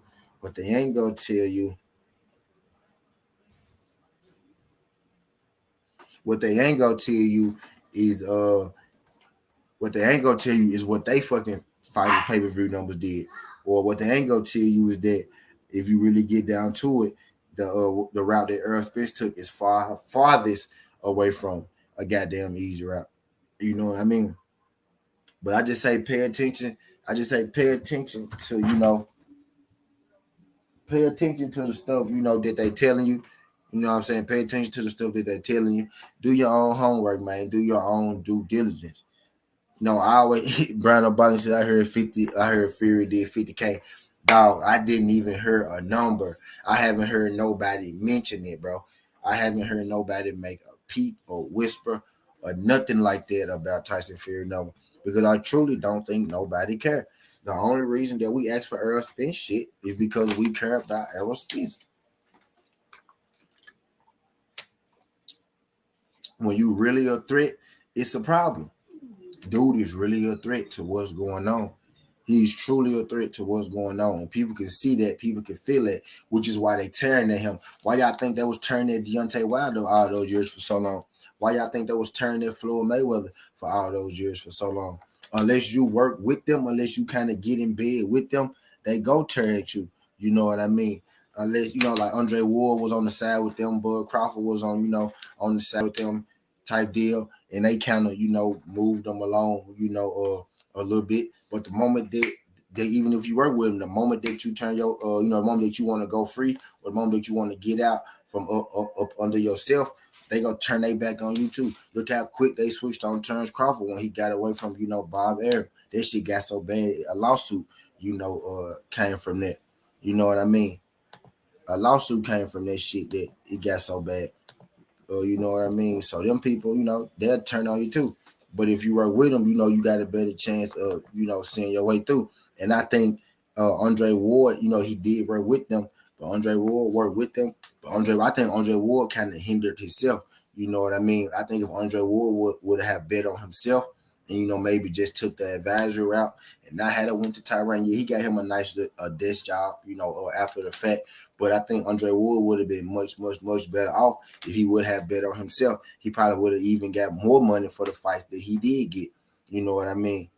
Tim Bradley got a Manny Pacquiao fight. Tim Bradley got a Manny Pacquiao fight. You know what I mean? Andre Ward never got that big, big, big fight. And Andre Ward, was an Olympian. Timothy Bradley got a lot of fights because he got in a lot of those fights and he wasn't supposed to win. You know what I mean? I personally think Bob Arum put the fuck to Manny Pacquiao a few times in his career. Timothy Bradley, uh, Jeff Horn. You know what I mean? Which is why I think Manny Pacquiao got away from up under Bob Arum. Manny Pacquiao got his most money away from Bob Arum too as well with the PBC. You know what I mean? Which is the crazy part. But they going broke. But that was my last 17, not this 17. What's good, just dude? Appreciate you sliding through this jump, man. You already know. You know I was coming.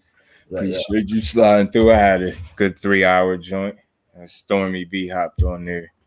So this salute. He liked what we was doing over there. So I appreciate the OG, man. Yeah. Shout out Stormy sliding through this jump. Well, yeah, I'm on this motherfucker cooking. I didn't have.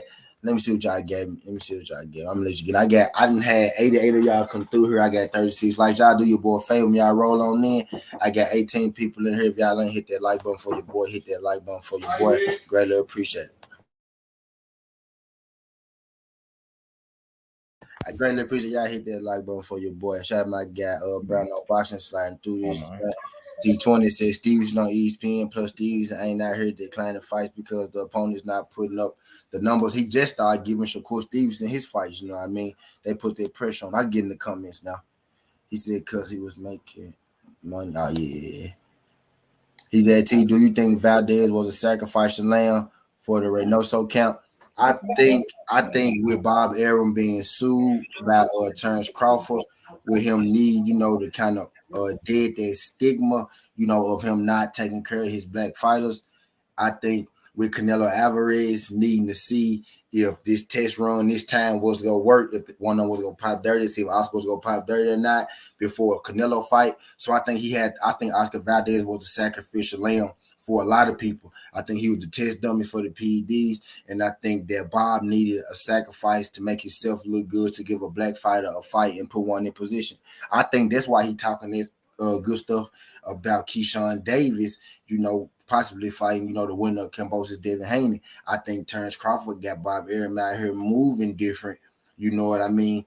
I think he actually doing right. Now he actually go do right by his black fighters out there. I don't know how to sell black fighters. Shit, go be out the window. You know what I mean? So I think he actually got to move right now. Facts. He said Bob just had an all-black undercard. You know what I mean? He could have been doing this. Look at all that black talent he got. My boy Albert Bell, he came on the show. Albert Bell was with him. That's when he wasn't putting on his black talent. All his former black talent that he just let go, he didn't do shit for them folks.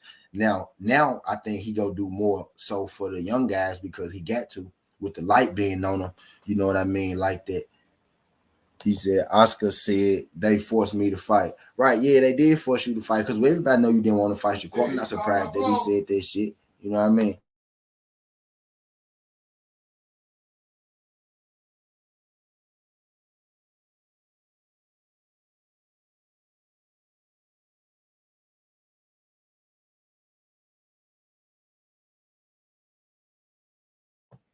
But yeah, hell yeah.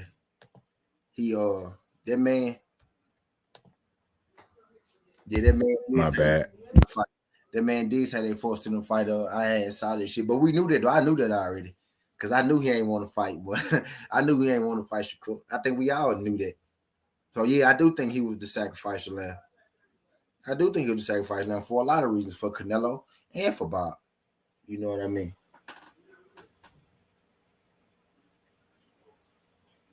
You felt it. Yeah, so yeah, I do think he was. He said Canelo was in that gym, Gaskin, Oscar. Yeah, they had to see what the shit go. Where would the shit go? File through. Was it go come through? Don't be surprised if they ain't cool no more at some point. Remember, we talked about it the other day. Oscar convinced Canelo that he could beat Floyd, and Canelo convinced Oscar he could beat Shakur, and got his ass beat. Oscar Valdez. Yeah. Now I'm saying, Oscar De La Hoya lied to Canelo about the Floyd, think he could beat him, and then, Canelo paid it forward. He took Oscar and was like, you can beat him. Got him in there and beat up. Tell you watch, they ain't gonna be cool soon. Trying to get them losses. Them losses up. They ain't gonna be cool soon. You can be like, man, it just ain't working out. I can already see it because I think once they start losing anyway, these fake trainers, letting these fighters go, bro. I don't like that either. See what Jamel Herring said Bo Mac did to him? Yeah. That man went out there and fought. Y'all knew he was fighting an uphill battle. Let's be real. And you told that man to go find another trainer after he lost under your tutelage. Almost to say, like, it's your fault. Like, go get another trainer, dude. I think that was crazy.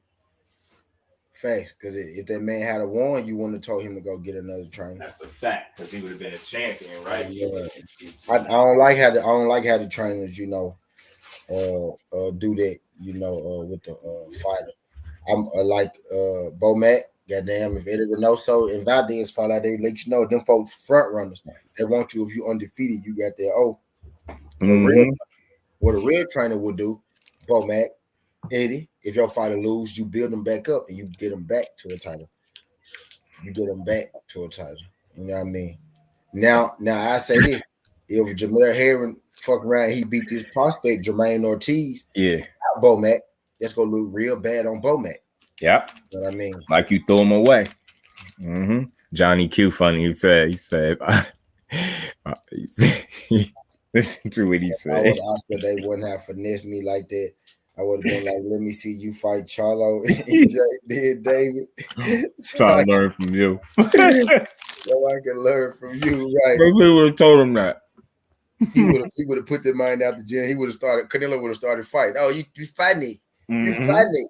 Oh, you made Joe. Oh, you made Joe. You made Joe, huh? I want to see you fight Charlo, EJ. Better be that. And that shit was a funny Them comment. folks in their gym ducking, hella smoking there with no. See, another video. I'm telling you. We had Andrew Reed's Ortiz finally. Mm-hmm. Man, Ryan Garcia went over there. Shit, you had motherfucking. What's the boy name that hopped over there? He won't fight nobody either for a second.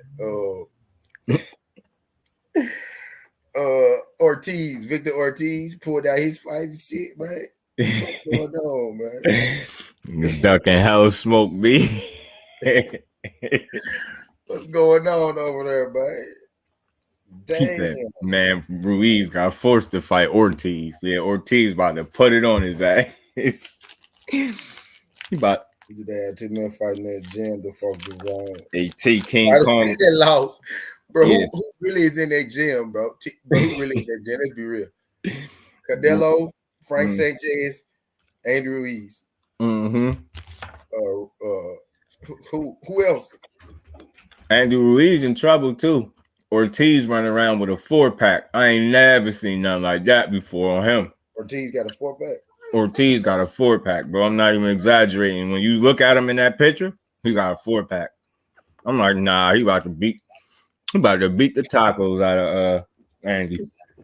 Damn, I ain't know that man walking around here. Third man walking around with a 4-pack, bro. Word up.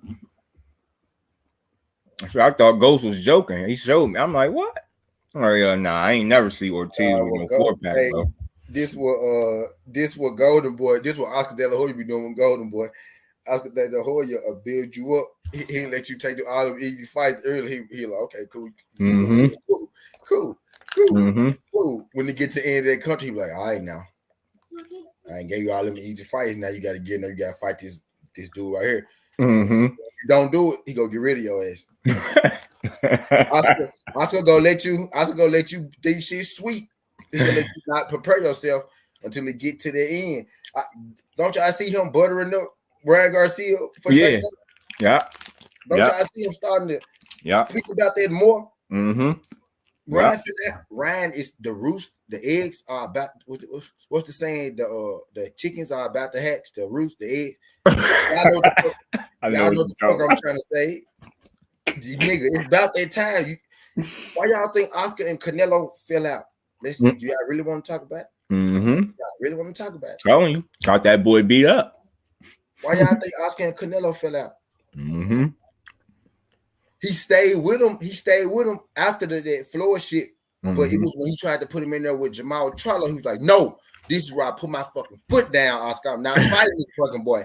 He left him, bro. You remember he sued him. Get away from that. He sued the zone, but he still fight on the zone. Listen to me. People tell he sued the zone. He ain't sued Oscar, but why he still fight on the zone if he sued the zone? Because he sued Oscar side, motherfucker. That's why he ain't sue Eddie side. He sued Oscar side, motherfucker. Mm-hmm. Mm-hmm. That's why.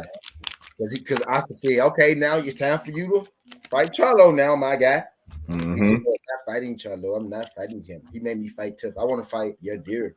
I want to fight Evie. I want to fight Advil Yerin." That's what he did. That's why him and Oscar fell out. Mm-hmm. That's why. And he buttering Ryan. I'm telling you, he letting Ryan Garcia do. Yeah, he can fight Taco. Because you see the next opponent he talking about potentially Pitbull Cruz. He about to do it. I swear, one way or the other. I think he's talking about playing with Oscar, dog. I can see Oscar, bro. Oscar not finna let you be greater than him, bro, and not even on no hating shit. Oscar for everybody.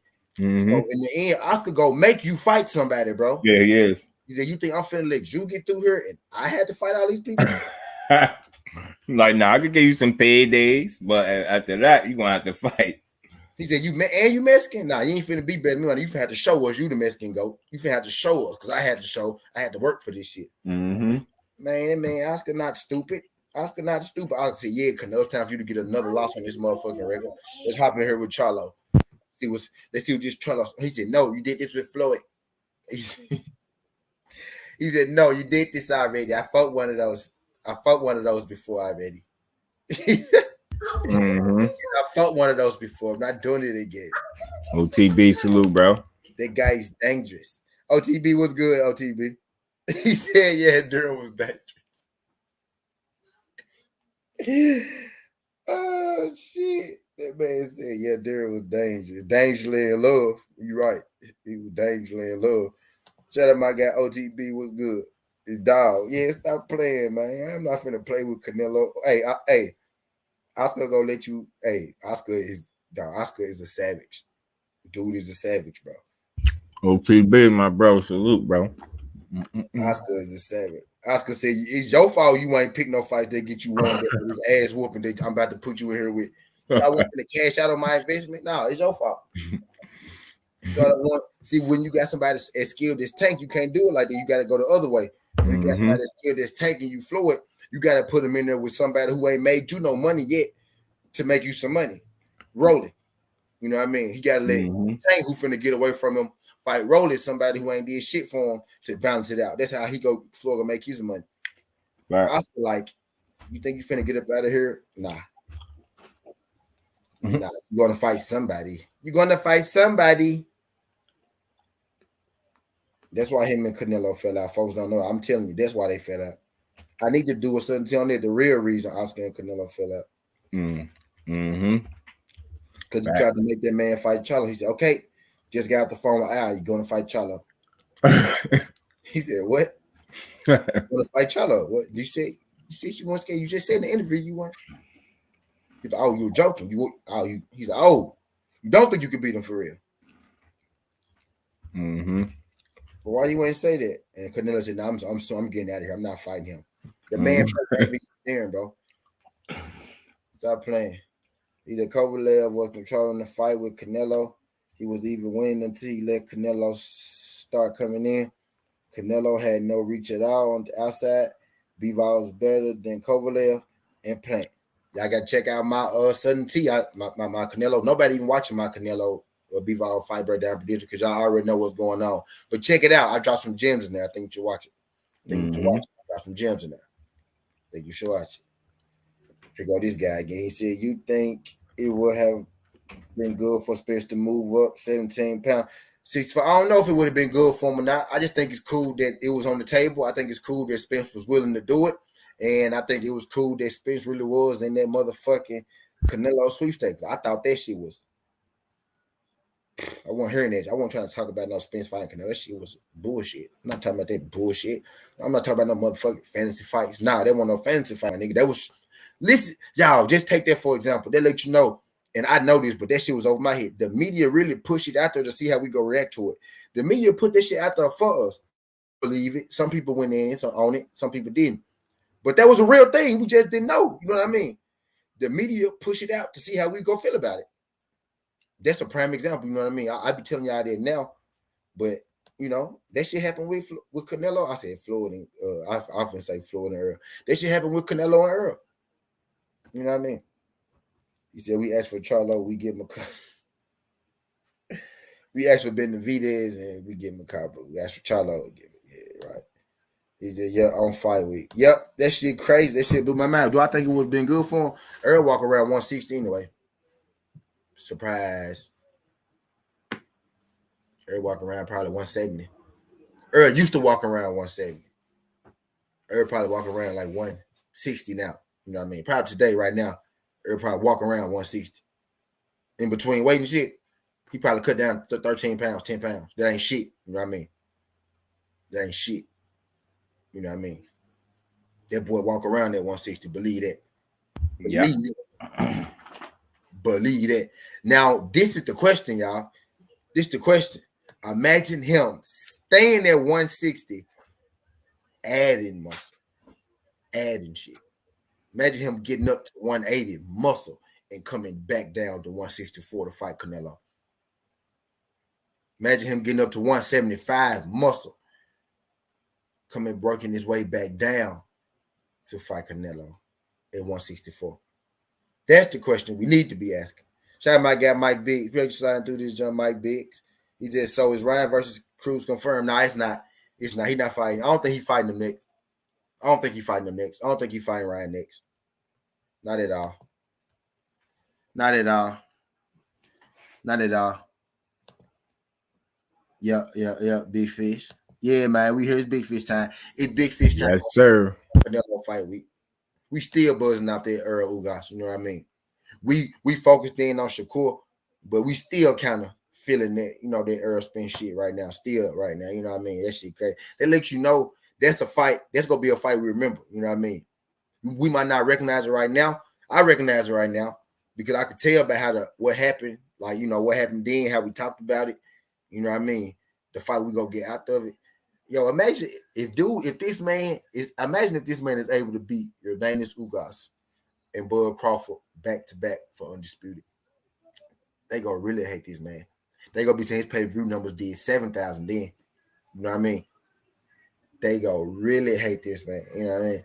He said Ryan going to pick JoJo. I don't think JoJo just gonna be no walk in the park for Ryan either. So him picking JoJo ain't just the plan. Oh, I'm not fight, or I'm gonna not fight Cruz and pick JoJo. All right. Mm-hmm. All right. Okay. You do that. Yeah. Spence is ducking Bud. They say you pulling the Kerry Brook when you went up to fight Triple G. Right. I don't care who ducking who, because them folks about to fight. Earl Spence just told Bud to sign a contract on Twitter. You know what I mean? Yeah. Bud just said, I'm gonna beat your ass. I'm gonna be the one to beat your ass. Mm-hmm. You know what I mean? So these folks. Yeah. They knee deep in. Ain't no turning back now. You know what I mean? He said JoJo can't punch like Cruz. Now JoJo can't. But Ryan ain't the motherfucking Crimson Chin either, right? He ain't the Crimson Chin. Hell no. He ain't. Luke Campbell. Let me drop this. I'm gonna drop this in the chat for y'all. Let me see. Because I think y'all forgot. Let me see. I think y'all forgot. Let me put that right there. I was on my brother Just Do channel. I'm gonna drop that right there for y'all real quick. What they say right there? Somebody read that out to me. Somebody read that out to me real quick. I'm gonna go find out. No, I'm gonna let y'all. I want y'all to read that out to me when I get back. Spence was ducking that fight. Was offered before he fought Ugas. Spence offered what fight? The Crawford fight?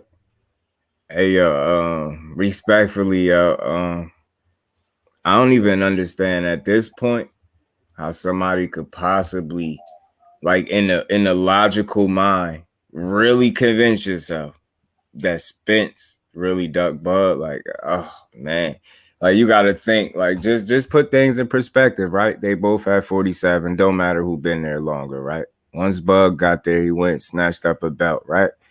He snatched up a belt from a title holder, not a real champion. That's no slight to Bud, but he took Jeff Horn belt like we knew he would.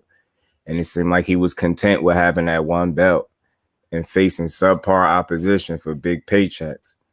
Whereas then you jump on the other side of things. You got a dude in Earl Spence that crossed the pond, beat Kell Brook in his backyard. Don't care about the Triple G loss. Beat that boy up, took his belt. He beat Sean Porter, took his belt. He annihilated Ugas, took his belt. So you're telling me the guy that got 3 belts to 1 is the guy that's ducking the fight when the reason he's collecting the 3 belts is so it could lead back to the one dude that's not doing no heavy lifting. You would have to be crazy. Like I'm just being as logical and as fair as I could be to think he ducked. Neither one of those dudes ducked each other. What fight was offered? I know you're not talking about Bud Crawford. That's what I'm saying. Like, what fight? I know you're not talking about Bud was ever offered to Earl Spence. When was that fight offered to Earl Spence? And then how about this? You think Earl duck? I think Bud duck. I really don't think Bud duck, but y'all so delusional. I just be running with you. Mm-hmm. You think no. Earl duck? I think. No, Bud. He said nah. He miswrote. Yeah, I just, and that's why I hear people. That's why I came with like a relaxed energy. Like, just if you just remove emotion aside, and you could say fighter A and B, or fighter in the blue corner, fighter in the red. The one that is on the journey collecting the belts and challenging himself, there's no way I'm going to be able to convince myself that that's the guy that don't want to fight when the moves he's making is all leading him back to that one dude that people act like he should have like just skipped the line and fought. I think it make more sense because it's more on the line. I was telling someone that in the chat that Spence made that offer to fight Canelo. Oh, yeah, facts, Jack. We on point. Yeah, we are. Yeah. And just to add to that, I don't think he like didn't take that fight because he's scared of Spence. I just think that dude is all about his money and his business right now. And the fans, fuck the fans and legacy. It's about money. And then it's crazy because if that opponent gets too dangerous, then he gonna say fuck the money too. He don't care how much it is. Like, so he gotta have the right opponent as well as his paycheck and all the advantages for him to feel comfortable fighting people. And it seem like that's what he's gonna do for the rest of his career, because I don't see him all of a sudden wanting to challenge these people as he's getting older. You get what I'm saying? Unless he feel like they gonna get old first. But we're gonna see, because he is 60 fights in. So that shit gotta be wear and tear. Respectfully, just gotta be. All them training camps, all the punches, sparring, all that shit. So we gonna see. Yeah, I was telling Rebel that this shit. Oh yeah. Yeah, facts, Johnny, man. That dude, man. It's like Stormy said, man. We apply the right kind of pressure. You pointing out the real shit. You're not, bashing them, tearing them down. And that's the thing. If you a fan of Canelo and you can't accept people telling you the truth about what he doing, you weird. You know what I'm saying? You gotta just be honest with yourself. He ain't challenging himself. You understand? I'm not even saying that I know for a fact any of these guys beat Canelo. Facts. If you asking me, hold on, y'all do your boy a favor. Y'all hit that like button for your boy when y'all roll on in. I got 21 people in the building. I got 39 likes. I need everybody in here that ain't hit the like button to hit the like button for your boy. Greatly appreciate it. Feel free to drop a comment. Y'all, if y'all ain't hit the like button, go out, hit the like button. Come on back in. Greatly appreciate it. Shout out that one person that actually hit the like button for me. Shout out that one person. I wish I knew who you were so I could thank you personally, my boy or my sister. Greatly appreciate you. Greatly appreciate y'all, folks. Y'all hit that like button for your boy. It's free. It's free, y'all. Smash that like button for your boy. Canelo retired. Yeah, definitely, Jeff. If he ain't gonna get the fans what they want, you know what I'm saying? If he ain't gonna get the fans, I think it's to the point. The only ones that's cool with what he doing right now is his hardcore fan base, whoever those people are, because I don't agree with that. I don't agree with that, Lionel. Because I know some I know some Mexicans who put hands on anybody out here. That young Ryu kid. Stop playing, he put hands on. You know what I mean? It ain't just they got more than one fighter. Yeah. It's just they let one fighter get away with whatever the fuck he want to get away with. Yeah, maybe that's what he's saying. Like they just got one guy. Maybe if that's what he's like he just above everybody else. And he not. He not. Eric Morales for everybody. Manuel Marquez for everybody. Oscar De La Hoya for everybody. Mm-hmm. Why this nigga the only one who get a pass? Y'all didn't give nobody. Are y'all getting soft on us in Mexico? Yeah, y'all getting soft on us? This the nigga y'all. This y'all guy now. This y'all boy. This the dude. This ain't the dude. This ain't the one, y'all. He is the one. He talented enough to be the one, but he ain't moving like the one right now. Exactly. And that's all we saying. He's just not moving. Acting like y'all only got one. Nah, y'all got more than one. Get behind Chocolatito. Fuck you talking about. Get behind somebody else. This ain't the one. Shit, get behind. Ain't Jaime Munguia Mexican? Get behind Munguia. Get behind his record padding ass. That's all that dude doing is padding the fuck out that record.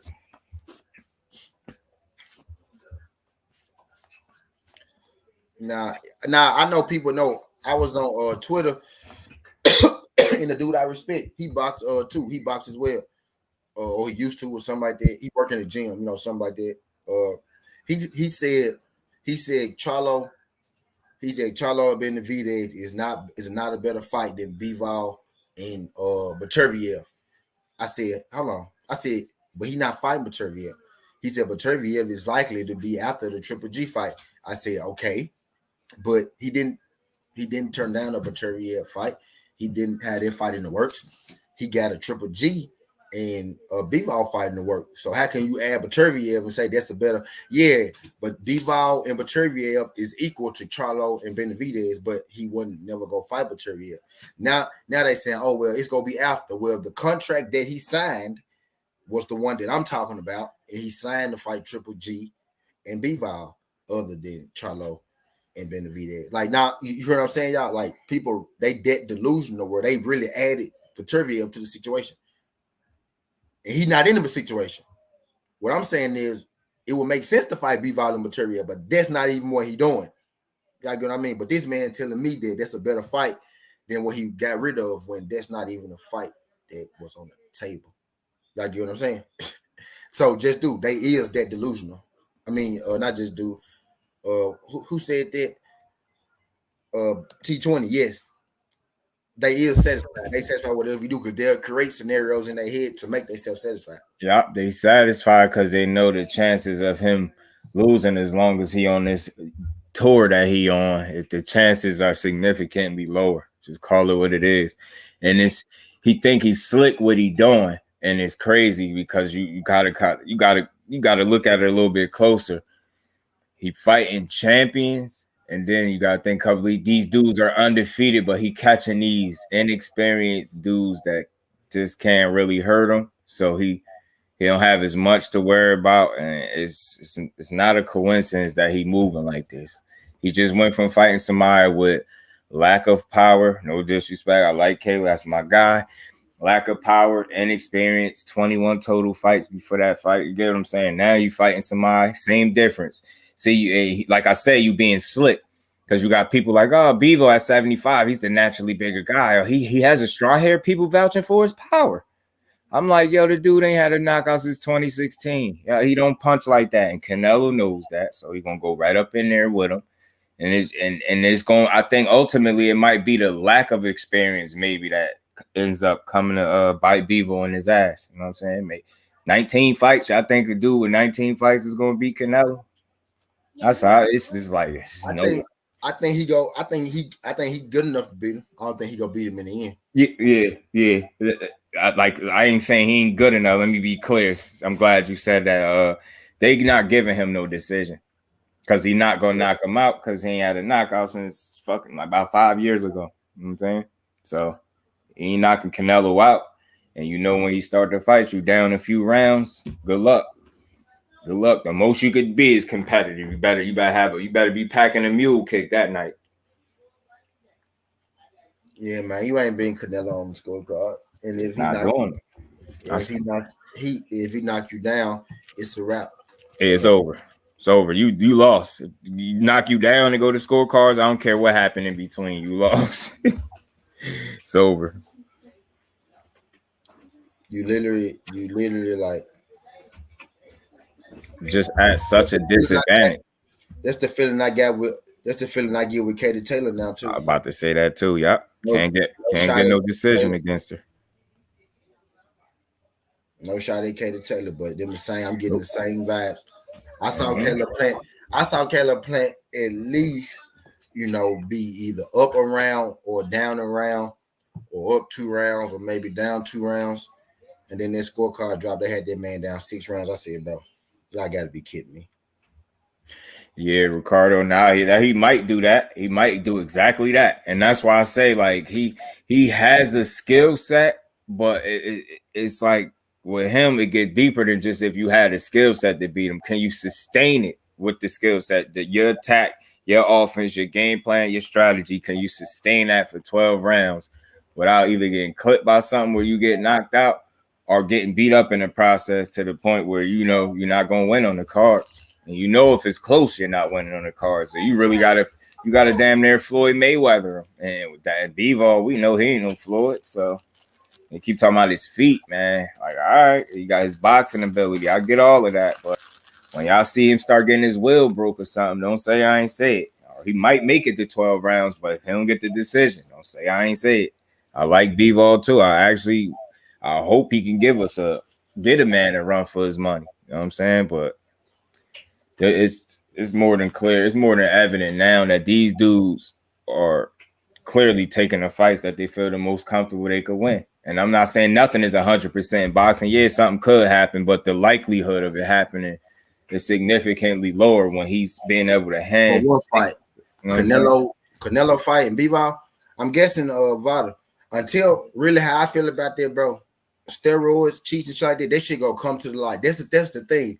People be mad at us for talking about steroid cheats. I don't even go looking for that shit. If that shit don't pop up dirty, I don't care. If I don't hear about it, if nobody don't tell me, if I don't see it, I don't go looking for, is this guy with this testing agency? Is he with this testing company? Is he with this testing company? When the last, I don't go looking for that. When they tell me they dirty, I move accordingly. To my knowledge, yes, it's testing for this fight because ain't nobody said otherwise. You know what I mean? You got to be testing in championship fights. That's the rules. So that's what I go by. I'm consistent. I'm not saying Canelo dirty right now because he ain't pop dirty again. He will. He has been dirty before, and there is a chance that he never stopped doing it. You know what I mean? You know what I mean? So but right now, if it happened again, his career done. But he got the jacket on him, so he got a word. You know what I mean? But for this fight and his last fight, he clean. He clean per fight basis. He clean until he not no more. Yeah. I mean, and that's how I feel about it. Yeah, Canelo versus be like, yeah. So so I'm guessing it is. I ain't go looking for it. I ain't go look for it because if it need to find me, it's gonna find me. You know what I mean? But yeah, to my understanding, yeah. They could see they'll be changing the rules. Yeah, they change the rules sometimes. You know what I mean? But until some shit happen, then I'm going with that. They got testing it. They've been tested already. You know what I mean? I'm going with that tested already. Caleb Plant said he feel like Canelo Alvarez waiting until the last minute to sign fights. So there only could be, like one VADA test or something like that. He don't sign fights in advance, so it could be the least amount of testing that's possible. But I'm thinking that he's getting tested though. Yeah, Caleb Plant said that. I'm thinking that he's getting tested, even if it's only once. Getting tested though. So yeah. He probably found a loophole in the system. Just I'll be on it. I'll be on it, just. That's why him and Caleb Plant kept having problems. Like him and Caleb Plant supposed to fight like last year. Yeah. Caleb Plant like, I'm not finna fight you on the 5-week camp. I'm not finna fight you on the 5-week camp. Yeah. Weeks, they ain't enough time to do nothing. We can't even promote the fight. We can't even get drug tested. And Canelo was like, he's, they'll never say, Caleb Plant ducked. You supposed to take Canelo fight when he asked you. Caleb Plant like, I'm trying to win when I fight him. I want to win. I'm not going there to get a check. I'm trying to win this motherfucker. That's what I'm trying to do. And then if with me watching the fight, I would think that he almost won. He had the chance. He could have won on the scorecards. Then I see the scorecards and I don't know what you got to do to beat Canelo. You know what I mean? Knock him out. I know that much. I mean on the scorecard though. Yeah. Floyd Mayweather him probably. And they know it ain't no somebody gave their card a draw. Yeah, that's what I'm saying. It's like shit, man. Oh, that's not gonna be enough. Because they could still be a draw. That shit is crazy. She get ridiculous, man. But y'all know you already up. You already down 3 rounds when you get in with Canelo. You know what I mean? So it's gonna be an uphill battle. I really only way I see him losing is if he get knocked out. I literally could see an instance where he get his face punched off, boxed off the whole fight. And they gonna say that Canelo Alvarez won because he didn't get knocked out. I just saw him do it with Katie Taylor, saw him do it with Oscar Valdez. I seen him do it with Canelo before against Lara. You know what I mean? That's what they do to certain guys. If they don't got enough power, they can get beat up. But if they don't go down, they not gonna lose the fight. Katie Taylor visibly got beat up, and they still gave her that fight. So now ain't even that. It's all you gotta do is go 12. You ain't even gotta not get beat up no more because they giving away fights from people getting beat up now. You know what I mean? Not even caring. They passing that fight, and we knowing that these people got beat up. You know what I mean? And Michael Fox still ain't got a fight. Make sure. And they did him dirty. He still ain't got a fight. You know what I mean? But they just goes to show you, man. That's what I'm saying. It's starting from the top, man. It ain't this whole generation. It ain't everybody up here. It's really just that one guy at the top. And I know I feel like I'm singling Canelo out. It's because I am. Because he's the guy at the top. So I just did there. It's the way that he moving. People won't say, well, they ain't fighting nobody, Benavidez, Charlo. They're not fighting each other. Well, guess what will be happening if Canelo will fight one of them? We won't be saying they're not fighting each other because then that one person that Canelo already beat will probably be trying to fight every fucking body.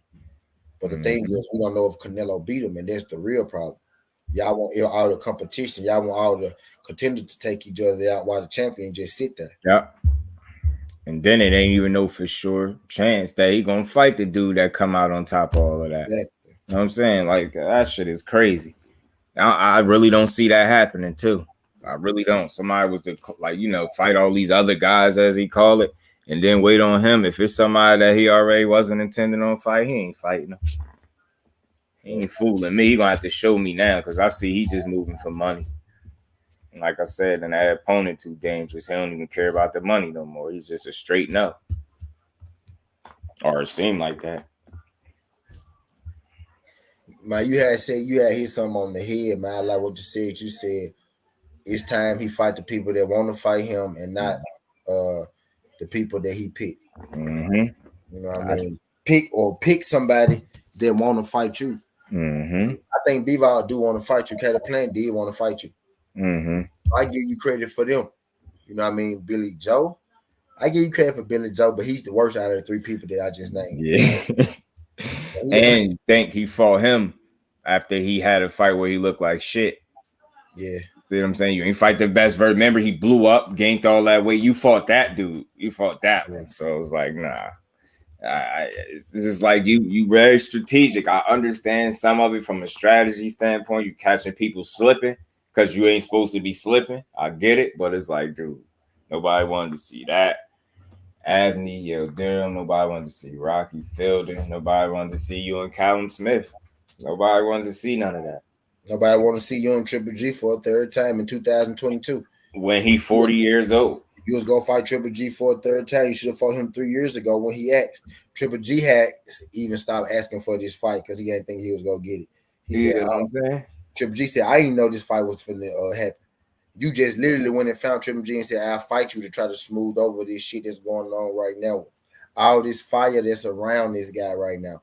And you mean to tell me you going up to 75 and fighting Bivol? Okay, cool. But you could have fought Peterviev. But okay, cool. You'll fight Peterviev next, right? Nope. You're going back down to 168 to fight Triple G. Mm-hmm. It's because all this fire that's around you, bro. Yeah. That's why you bring in Triple G.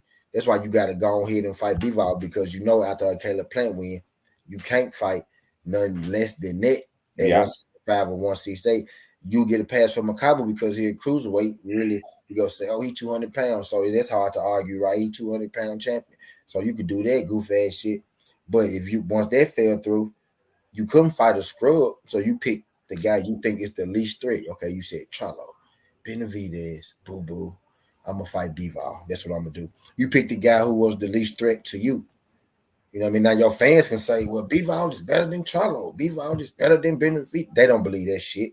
They just say that shit because you think so. Bivol was just as good, if anything. He's just as good. Everybody even. That's an even playing field. You know what I mean? But you chose the guy who a lot of people think is the weakest link. Or you just chose the guy that nobody even wanted to see you fight. You know what I mean? You chose the guy that we didn't even ask you for. We asked you for the other two, and you chose this guy. You know what I mean? I go as simple as that. No matter who you think better. You just think Bivol better. But nobody was asking you for that. Nobody who, even the people who think Bivol better than Charlo Benavidez, wasn't asking him to fight Dimitri Bivol.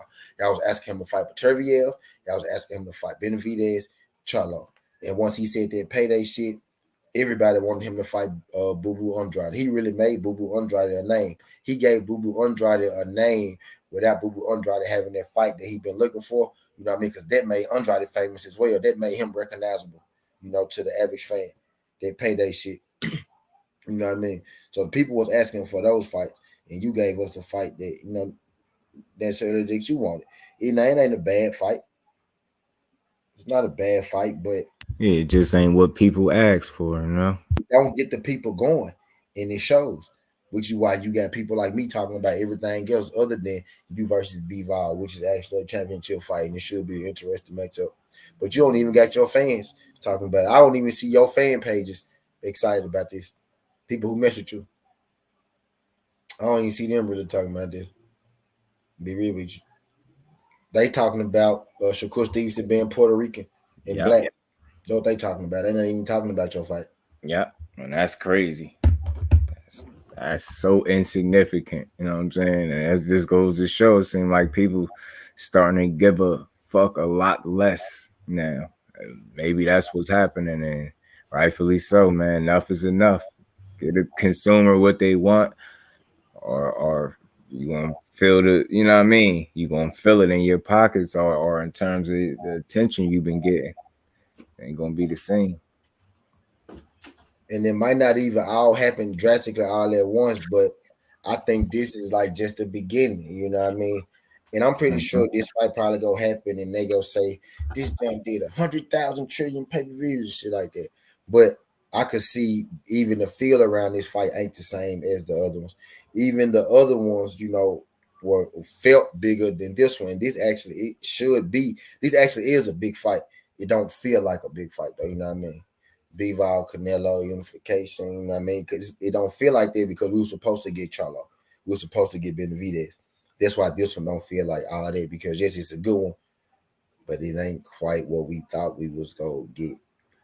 You know what I mean? You pick what you thought was the easiest route. Now people really want you. People really want us to believe that Jamal Charlo is a cakewalk. They want us to believe it. Your fans will tell us that Mm-hmm. you don't think that because if you thought that, you would already fought that man by now. And I know this much. You know what I mean? They want to pretend, oh, he's a cakewalk because he's the black dude. Let's just be real. He the black dude, so he a cakewalk. He the easiest fight. So why did he do it? If that's y'all, if y'all Canelo fans, y'all know Canelo MO, right? Y'all know his MO. So why he just didn't fight the easiest fight, right? He fight the easiest fight, and this is what he do. That's what he does. He fight the easiest fight. Clearly, he could have fought Viterviev or Benavidez. I leave Charlo out of since y'all think he sucked. He could have fought Benavidez or Viterviev. He fought Bivol. Who the worst fight out of those three? Bivol. You know what I mean? The thing is, Bivol was ducking Viterviev, but you went to fight the dude that they say was ducking Viterviev. You know what I mean? And actually, you barked at Viterviev first, but Viterviev said yes. And then you said, no, I'm straight. I'm going to fight Charlo. Charlo said yes. And then you said, no, I'm straight. I'm going to fight Bivol. Then Bivol said yes for the fourth time, and you knew you couldn't pull out of this fight. So you had to go ahead and fight Bivol. I truly don't think you want to fight Bivol because this is the time that you was in the conversation with him, too. I think Bivol possesses a little problem for you, too. But right now, you looked around their room, and this is the easiest way that you think you could go. And I think eventually all they cherry picking and shit go catch up because it always does. And I'm just saying, you look around this room, you got Morrell with the WBA at 168, you got Charlo at 160, you got motherfucking Bivol, you got motherfucking Viterviev. I think you made your decision. You was like, okay, I'm finna take Bivol because I ain't fucking with these other boys. You know what I mean? And I think that's what you did. But eventually, this is a test. All these are pretty good tests. You know what I mean? You had to pick one. When you pick the one you think is the easiest, but the easiest is what I'm saying. It's gonna be a fight. It's gonna be a fight. He chose the path of the least resistance, or whatever he felt was the least resistance. Yeah. At this because he backed in the corner now. Is ain't nothing but after a while you can only fight so many tomato cans. After Triple G, he gonna fuck around and retire because he gonna have to fight somebody that can fight. You know what I mean? You can only fight so many, tomato cans and pass through fighters before you run out of guys to fight. You know what I mean? He waiting for one of those guys to look vulnerable. Whoever looked the most vulnerable, that's who I'm gonna go with. The guys that look the most vulnerable. He'll go for Viterviev out of this, but Viterviev just got his head bust against Marcus Brown, so I can go and I can bust his head. You know what I mean? Shit like that. But I just think he's just waiting for which guy look the weakest. I'm gonna let him fight and see who look, and I'm gonna fight. I hate that. You know what I mean? I hate that. But it ain't gonna be too many more people. You gonna be able to go to or type deal. Is that wild closing in on Canelo? Hey, that might be blockbuster on this fight, Spence Crawford. Yeah, I saw Stallone say that he want Earl Spence, but what Trump a mandatory unification? So he go down somewhere. Yes, he took step aside money this time, but you think him being over there, on the PBC, you think him being over there You know, on that he managed by Pro Bellum, but he over there on PBC. You think him fighting on the PBC? You know, he gonna get in the bad graces of the people that he worked for. I'm saying Alvarez Beaver was not sold out. He said breaking news, that man retired. But yeah, man. Facts. It's not. People ain't even talking about it like that. That's his fault too. Right. And only the field around Canelo fights is much bigger. He got somewhere along the line. I have to go back and just look, but he got real arrogant. He got real arrogant somewhere along the line, yo. He used to care more, I thought. I don't more. Oh yeah. I don't more. He's like, nah, fuck that. Nah. I gave y'all Floyd Mayweather. Got in there with Lara. That's it. I'm good. I get it. He fought Danny Jacobs, but that's not the same thing. He most definitely used to care more. He got that paid. That's why he keep talking about everybody pay that. Everybody want you want to pay that. You want to pay that. You want to pay that because he got that pay. He like, damn, I got a lot of paydays. Then you know what he thinking about his money. He subconscious about losing that money. He not trying to lose no fights. Not trying to lose again. Right. Paydays. He like, bro, I can get these paydays for the rest of my life if I play this shit right. That man is strictly a businessman. That man been a businessman in boxing since he was 27. He really started after he lost to Floyd, but I'm gonna give him 27. He been strategically picking his fights since 27. Stop it, man. That dude, he the only one that get to do this. It's nighttime. That man is the only dude to get dudes. Nobody else get a pass like this. We ain't gave no other fighter a pass like this, bro. Not none of them. No matter color, nothing, nationality, nothing. Not Ali, not motherfucking, not goddamn, not motherfucking. And you said they slashing prices to move tickets. Not it's my night. Not motherfucking Ali, not motherfucking Oscar, not motherfucking nobody, bro. Ain't nobody getting the pass like this Canelo, and y'all cool with it. Get out of there. Y'all getting real soft around this motherfucker, though. And I don't like I thought we was boxing fans. I supposed to be on. The reason he could continue to do this is because people begging excuse for him like it's okay. Y'all okay with just y'all say y'all want good fights as long as it's not your fighter that's in a good fight. Fighting in a good fight, you know what I'm saying? It's my night. As long as it's not your fighter, as long as it's not your fighter. It's my night. That's where we the exact opposite. I like seeing my fighters in good fights. The difference between me and you is I like my fighter because he can fight, not because, or she can fight, not because I think she cute, or because I like him or some shit. Y'all niggas be sweet. That's what it is. Y'all pick a fighter. Y'all find some y'all like about like, oh, I like him because he do this. He do this. I like him because he beat ass. You know what I mean? That's why I like him. The day he stopped beating ass gonna be the day I stop fucking with him. That's why I like him. That's what we here for. You know what I mean? If he wasn't beating ass, I wouldn't like him. That's a fact. He was ducking all the top smoke. We wouldn't fuck with him. Exactly. Male or female, we don't care who it is, bro. Moving suspect, we get to call you out on it. And I think that's fair. It's what the fans really should use their voice for, instead of using your voice to fucking argue back and forth with people that's calling out the double standard and the bullshit that y'all should appreciate us calling out. Yeah. You know what I mean? Yeah, that motherfuckers is cool with anything. And it's like, nah, man, the buck stops now. We gotta be on motherfuckers' ass. You gotta be transparent. If he ain't being transparent, you gotta be on his head. That's the only way. That's the only way we go keep the sport active. We go keep. You know what else I was saying too, T? We go end up. What's up? That's why we getting out. I was saying you know how he you know how it's an issue with his opponent selection, regardless of what me and you think. You know how I know it's an issue? When your fucking opponent selection is causing a divide in the boxing community, what's the problem right there? Us or you? When your opponent selection is so fucking, what's the word? Egregious. And got motherfuckers like a divide down the boxing community between the Canelo fans and everybody else, then you know it's a problem. Your opponent selection should bring people together or bring more people to boxing, not cause people to be in the comment sections or on panels and platforms arguing with each other because you ain't taking the toughest challenges possible, and we expect you to because they're holding you to the standard. So it's like when we expect You know what I mean? We expect you to carry it how you say you gonna carry it. It's an issue. Nah, man. Whenever your opponent selection is causing the boxing world to split and be divided, the community of boxing, come on, then it's an issue. You the problem, bro. If you fighting real opponents, that's not even a certain conversation, certain shit don't even come up because it's like it shit can't be said. Yo, you fighting not even who's the most dangerous, you fighting who the majority want to see you fight.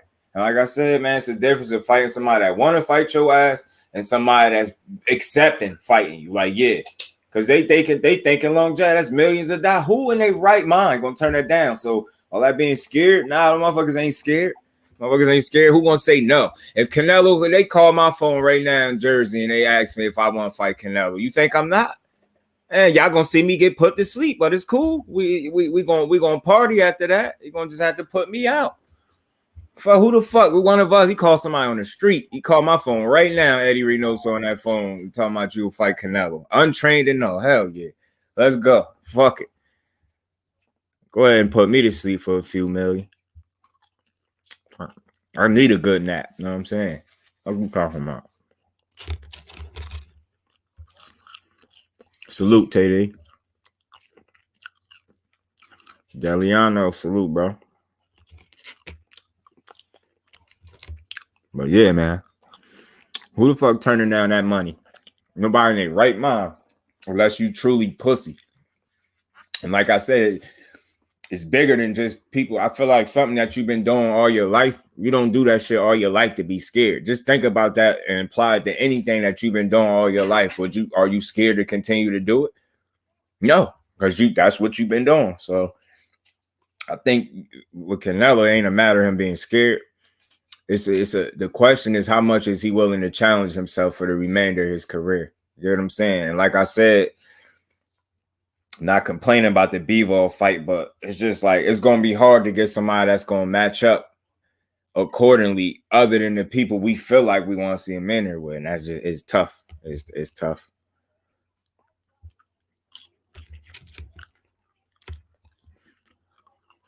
He clearly gonna fight whoever he wants.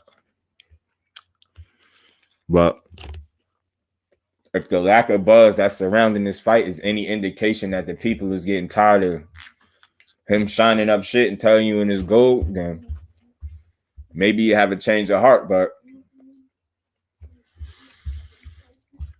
it's not no words, no nothing you could do to call that dude out and make him want to fight you if he don't already plan to. You call him a bitch, whatever, motherfucker, all that shit. None of that shit is gonna make that dude want to fight you if he don't already had you in mind. That's just how he moving. When my brother went to the Shakur fight, they ended up after Pooley guy had a convo with him, asked what he thought about Bud versus Spence. Shakur said he doesn't think it's gonna happen.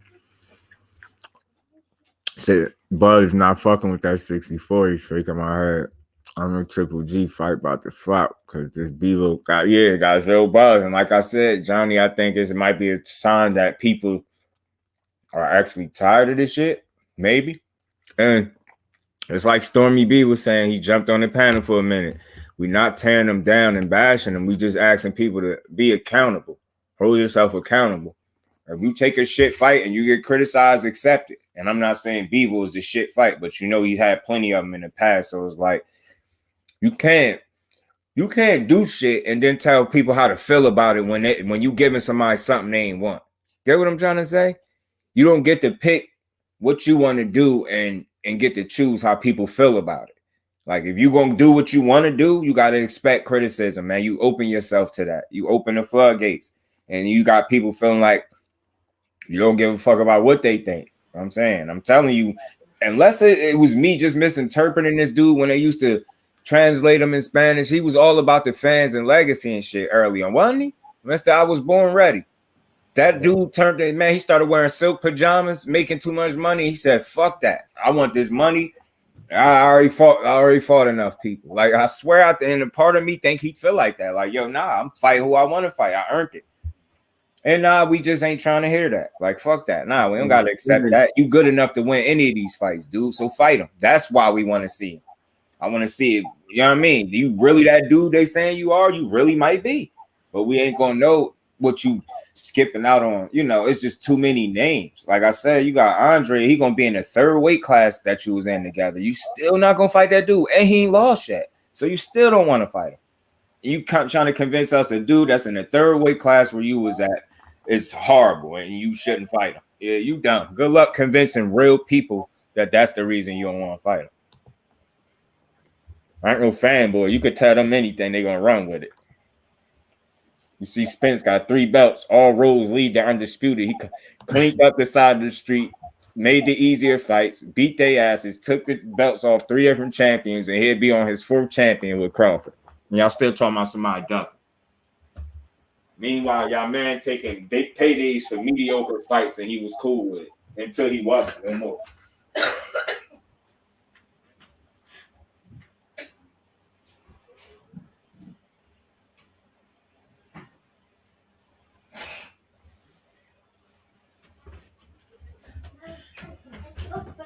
And he only got one purpose. I had to disagree. Canelo fears another loss. Teddy, you're a fool, yo. I'm saying you got one. You're a fool. He for losing that payday. Mm-hmm. That's why every time somebody asks him about somebody that's good, he say something about a payday, man. Mm-hmm. Pay attention, dog. Every time they say somebody that's a real threat, he say money. I think it's irresponsible of fans of Canelo to allow him to trick them out of thinking a fighter is quality. You know what I'm saying? Or is not quality when he is. And that's why I say for this sport, specifically boxing, a sport that you can't play, you don't think for yourself, this ain't for you, because they're going to form your opinion for you. They're going to tell you who pound for pound is. They're going to tell you who the best is. You know what I mean? They're going to tell you what's right and what's not, regardless of, you know what I mean, what the situation is. You got to be able to think for yourself and see bullshit when it happens. Stop being emotional. It almost got me feeling like I can't wait till a fighter that y'all don't expect to do something dumb so he could be on their ass. It's like I don't want to see that be like that, but when that opportunity presents itself, we're gonna be on somebody else's ass too. Look how motherfuckers was just on Chris Colbert. I'm trying to say, hey, motherfuckers got on his ass. You talk all that shit, got in there, you laid an egg, and you gave up. Nah, motherfuckers is on your ass. You just ain't on Canelo level, but it's only one face of the sport. It's only one dude getting those paydays like that, right? All right, then. So he gonna be held to the highest standard if he's making some of the most money, and I just think that's fair and it's realistic. You get easy paydays. He's supposed to be setting the standard. You know what I'm saying? That's the thing. They don't want nothing that's fair. They just want stuff that's easy. That it makes it look good for their fighter. Mm-hmm. They don't want shit that's fair. I'm the same joints he wore last time, Joe. Hey, you feel fool. They can care less about fair and all this shit, as long as it benefits their fighter. Mm-hmm. Once it doesn't benefit their fighter, then they want to scream rape out this bitch. Yeah, I just hope somebody wrote on this shit. Cambos is never lose to a black boy and put the white fist up. I'm like, yo, y'all dude crazy, bro. That's why the big fist is a real fist. They said that because Devin Haney said what he said. Oh man, these people crazy, yo. Like one thing I looked at it like if people think ahead a little bit and you more realistic and you just think like just speed things up in a hypothetical sense and think about all the fighters that certain people support. When it's all said and done, how many of them do you think are going to have a loss before it's all of them? Mostly all of them. It's going to be a very small percentage of the fighters we watching that's probably going to retire undefeated. Niggas is going to lose. It's okay. It's okay just long as you challenge yourself and you ain't quit on no whole shit in the fight. That's why I say it's not that you lose, it's how you lose, and sometimes it's who you lose to. Yeah, but they don't look at it like that. They definitely don't look at it like that.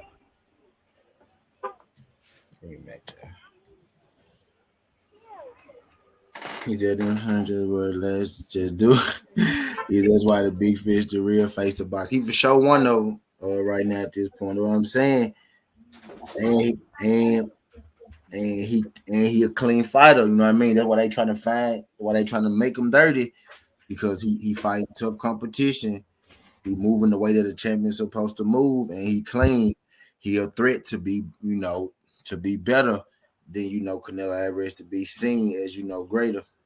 You know what I mean? So they hoping that Bud beat him. But if he beat Bud, then oh shit, and then don't let him beat Bud, and then move up to 54 and get undisputed. You know what I mean? They tried to stop Floyd. Floyd got through there. I ain't trying to let nobody else get through there. Yeah. They ain't trying to let nobody else get through there. Okay, they put the undercard fights up for the weekend. Okay. I'm about to repost your post, T, and tag the dude that has so much to say about Savannah Marshall. You weirdo! You think she posting this for no reason? That girl ain't talking no more.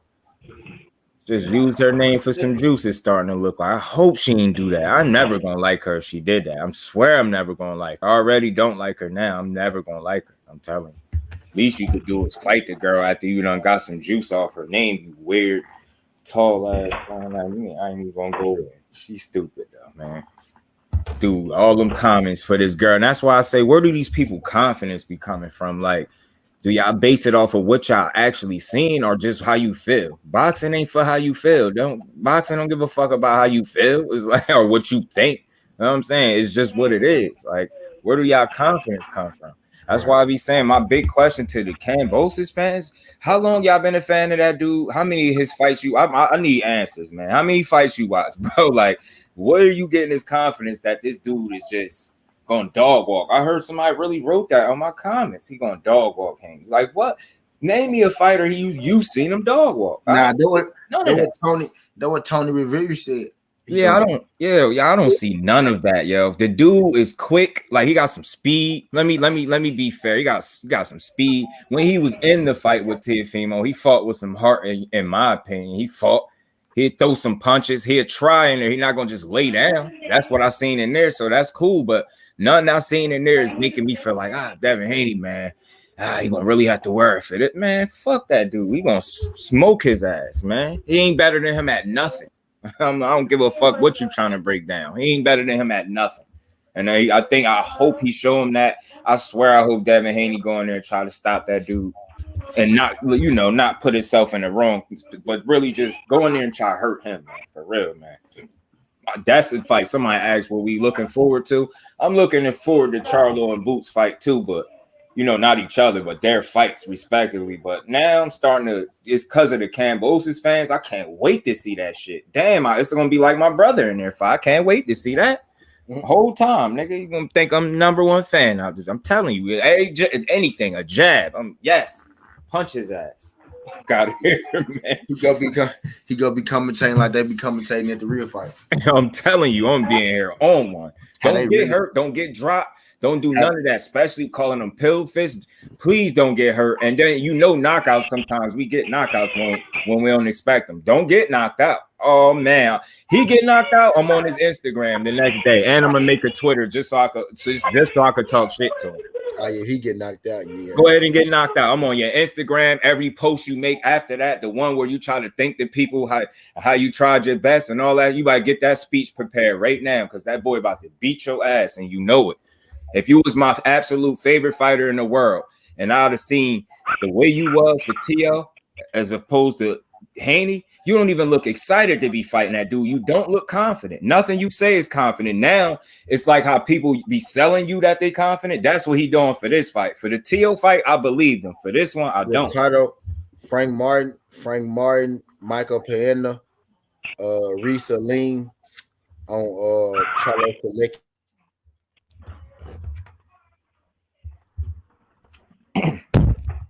Shit, my bad.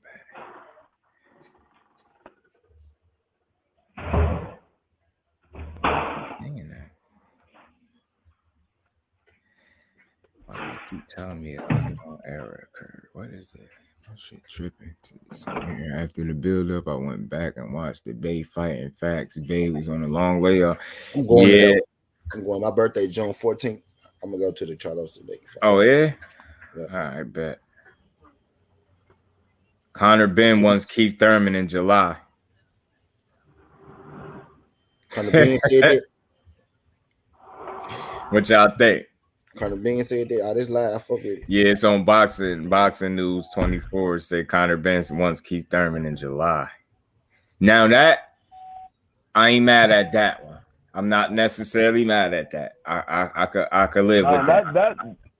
That's somebody he should call out. Mm-hmm. That's somebody he should call out. Not no goddamn Adrian Boner. Not no Kell Brook. Facts. Keith Thurman is somebody he should call out. Facts. Mm-hmm. What you see that just do? Boxing News 24. I don't know if y'all I be getting just random updates. Yeah, I got them too. Oh yeah, he said Conor Ben says Keith one-time Thurman is the number one name on his short list of opponents for his next fight in July. Ben said it would be a final eliminator for the WBA regular welterweight title. We've been facing Thurman for. Yeah, man, I'm cool with that. Significant step up. Yeah, I'm cool with that. Now, that makes sense. You calling out Keith Thurman, that makes sense. Yeah. We know Keith Thurman just fought for the WBC eliminator. So that makes sense for you to fight Keith Thurman. He's somebody that's still active. Well, he's not that active, but he just had a fight in February. So he's somebody that's active. You calling out Adrian Boner. I mean, Adrian Boner got a fight lined up already. And at the time when you call Adrian Boner out, Adrian Boner wasn't even active. He was still coming on. He was in the daggone hospital or rehab or whatever the fuck it was. He was at. Oh, yeah, I see it. Yeah, okay, bet. But him calling out Keith Thurman, I accept something like that.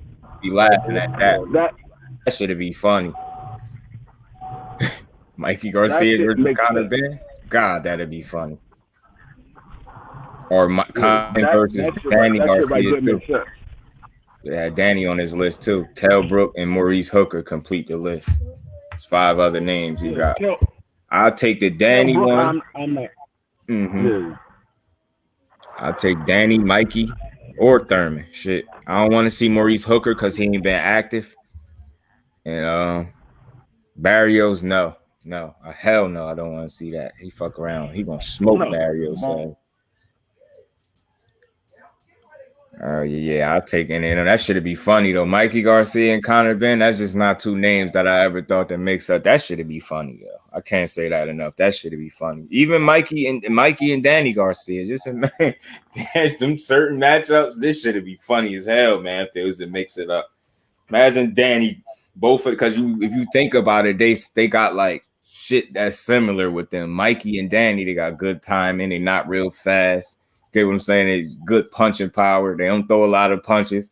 That shit'd be fun to see that. See who will hurt who. Oh man. And I don't think it hurt Danny. Danny fuck around. Punch on Mikey ass. I like to see it. Fuck it. Why not? That shit'd be funny. But yeah, Conor Ben. Keith Thurman. Okay. About it. We're gonna have some fun. I was able to, return that message tonight. Same thing. Mikey is done. Blame Spence. Facts. This is my favorite matchup. Playing against a guy like him.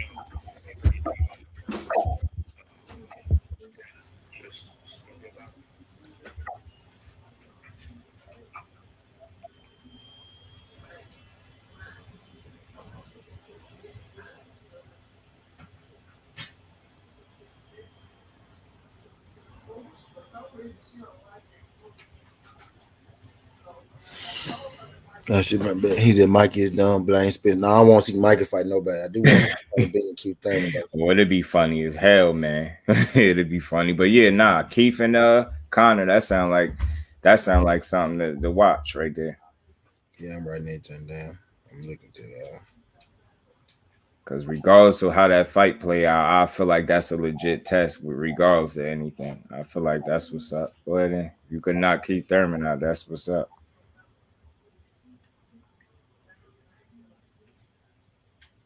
So Dave Chappelle got tackled on stage, huh? Yeah. I would love to see that. That shit right there makes sense. Yeah. You calling out Adrian Boner and Kel Brook and Amir Khan, that shit, I'm like, these niggas is past it. Keith Thurman is what, 32, 30, 30, 31, somewhere around there?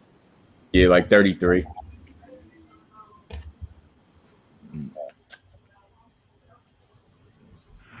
Keith Thurman, I mean, he ain't in his prime no more, but he's still decent. Facts. He's still a credible opponent. You know what I'm saying? You got one loss. You know? And I think the biggest thing for people is him being out of sight, out of mind with the injuries, because I think that kind of make people forget or feel like he lost more or he's more, done than what he actually is. He still got some tread left on that tire.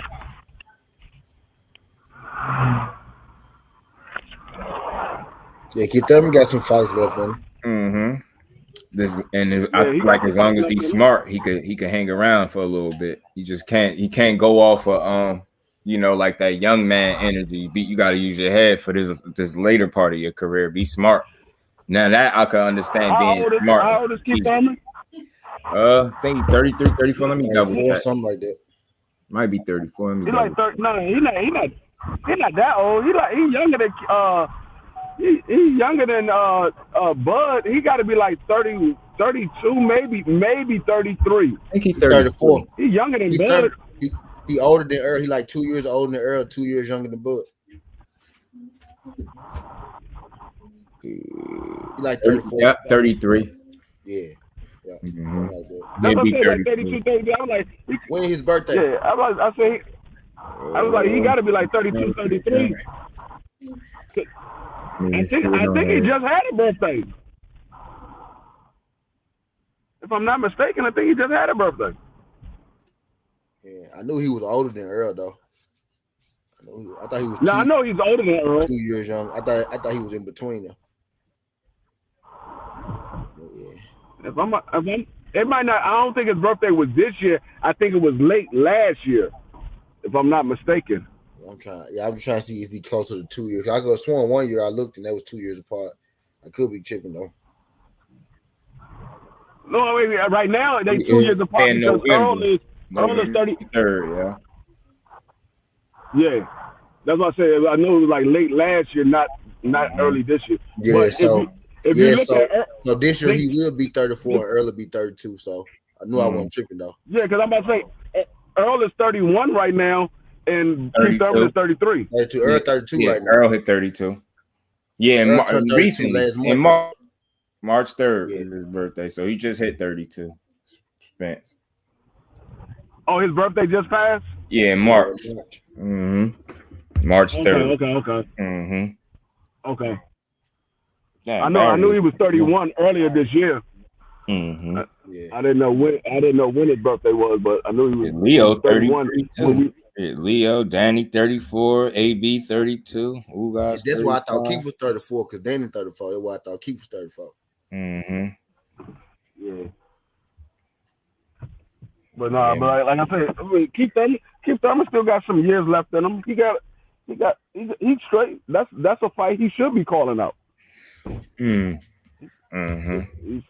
That's what I said. I said he need to be calling out people like Keith Thurman and Virgil Ortiz and Jerome Boots Ennis. Yeah, he can even call out Ugas. Yeah. Once Ugas is healthy, ready to come back to fight. Yeah. That's what I said. Once he get healthy and he's ready to come back to fight, you can call out Ugas. Ugas still at the top of the division. I mean, he ain't the top, but he's in the top 5 of the division. It'd be a good test for your ass, nonetheless. Yeah, he's top 5.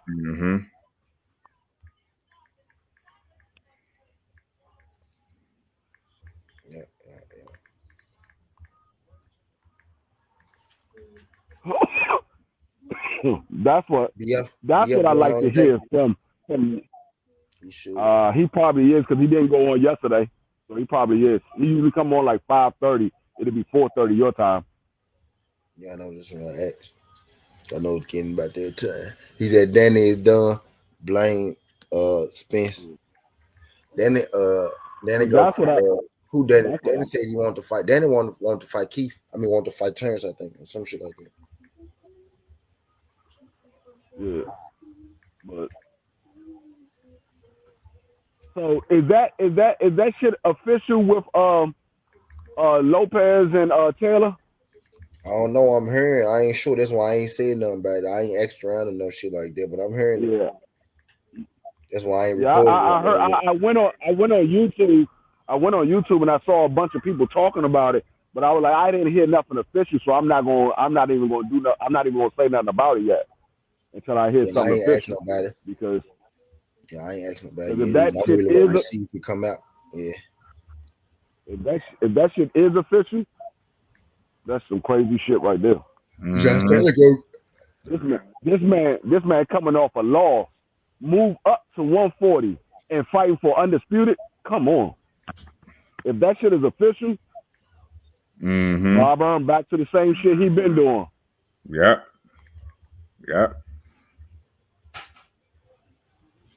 If it's official, it ain't gonna be for undisputed because Josh Taylor gonna lose one of them straps. Well, now he might not because he have a certain amount of months to fight his. He might not. He have a certain amount of months. He might not lose that. And it also depends on where is Tio ranked in the WBA. Because in the WBA, you got to be ranked in the top 10 or the top 15. I think it's the top 10 or top 15 for the WBA. I think it's the top 10. You got to be somewhere in the top 10, and they will accept that as a mandatory fight. Yeah.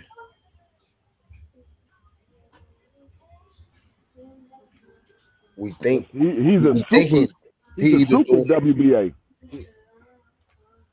You see what I'm saying? Because he's a super WBA. He's not the regular WBA. The regular WBA have mandatories, but the super WBA, they just have to fight somebody in the top 10 of their ranking system.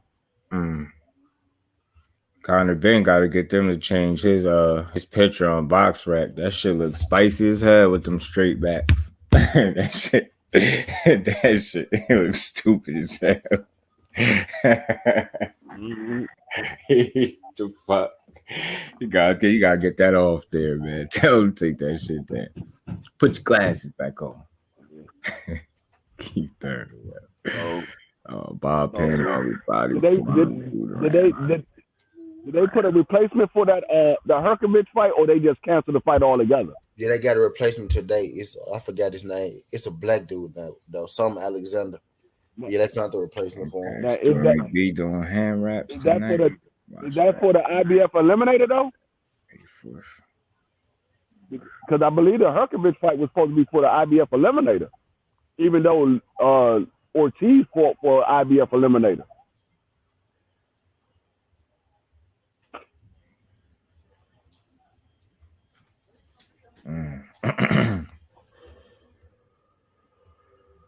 These niggas be moving so goddamn funny with these damn ranking systems.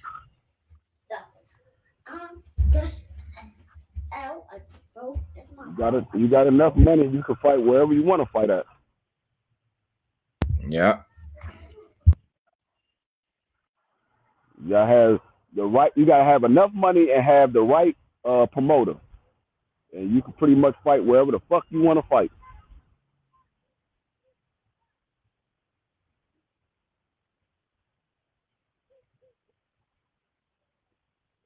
These boy get mad when you talk about Marshall Duckman Shields. This man left me a paragraph on my shit. I ain't even finna read it. Yeah, I'm telling you, they get crazy.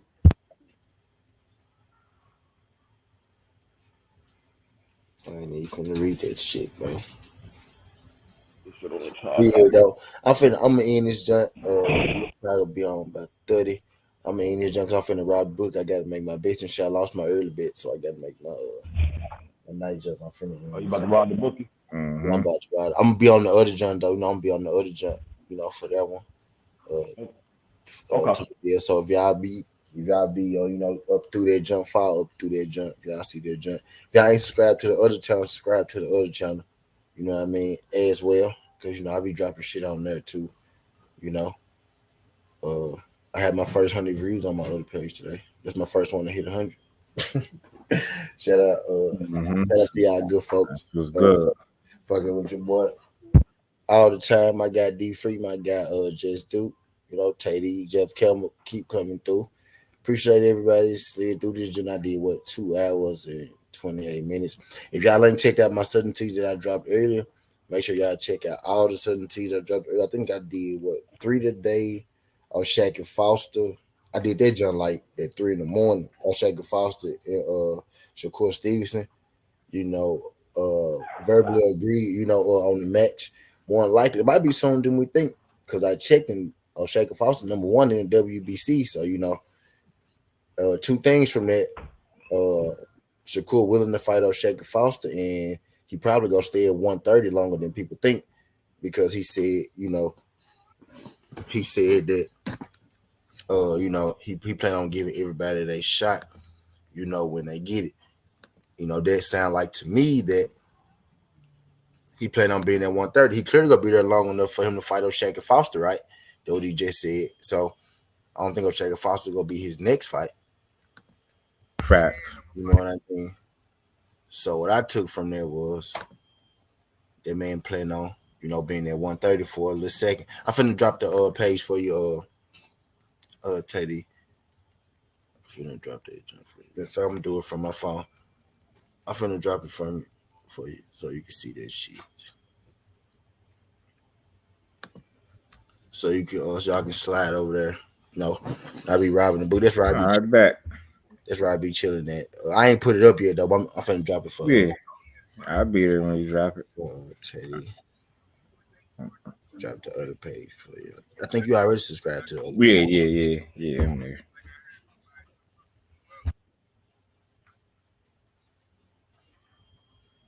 All right, there you go, Teddy. There you go. If y'all ain't subscribed to the other page, y'all subscribe to the other page. I'm actually on it right now, huh? Y'all just click that junk. That's the other junk. Y'all click that junk, subscribe to the other junk. That's where I be doing the marathons and shit at. Y'all can just click that junk. It'll take you to it. It'll take you to the channel. Y'all see a couple videos up there. I'm live over there right now, actually, And they don't double stream too. Each stream had their own views, like they don't double stream it. So they all had their individual links and shit. But yeah, y'all subscribe to both pages if y'all ain't type shit. Y'all click that page down there, Southern TTV. That's where I'm be running and robbing the book and marathons at. That's probably why y'all ain't been seeing me here in the nighttime no more. I know to be on. Y'all be looking for me because I do be here. I just be over there on the other side. So y'all gotta start, coming to the other side, to catch your boy, type deal. But yeah, make sure y'all, check out the other Southern Teas. I did the old Shaq and Foster joint. Sir. And I did what was the other joint? Let me check because I be forgetting. Y'all know I be having. I did the PBC going out of business. Is the PBC going out of business or is the PBC making big fights? Y'all know what I mean. To each his own. Y'all check that joint out. Tell me what you think. And I did Canelo Alvarez versus Dimitri Bivol fight breakdown and prediction, which ain't really hidden on that much right now because everybody know who the fuck go win that fight because then nobody want to see that shit to begin with. We ain't want to see that shit. That's why we be asking for fights so we can get fights that we think that you might actually lose, so we could be interested in the fight instead of just seeing you go in there and beat up on people. You know what I mean?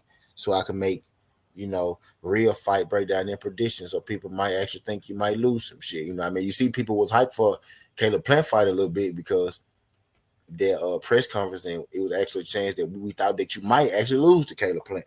You know what I mean? And you saw what that John did. So it ain't that we hate on Canelo. We just want to see, good fights. We just want the fights that we ask for. But that's all I got. Skin the Hardaway 7T. This ain't the past. This ain't the future, but just the present. That's how we rocking. And I'm out. Love.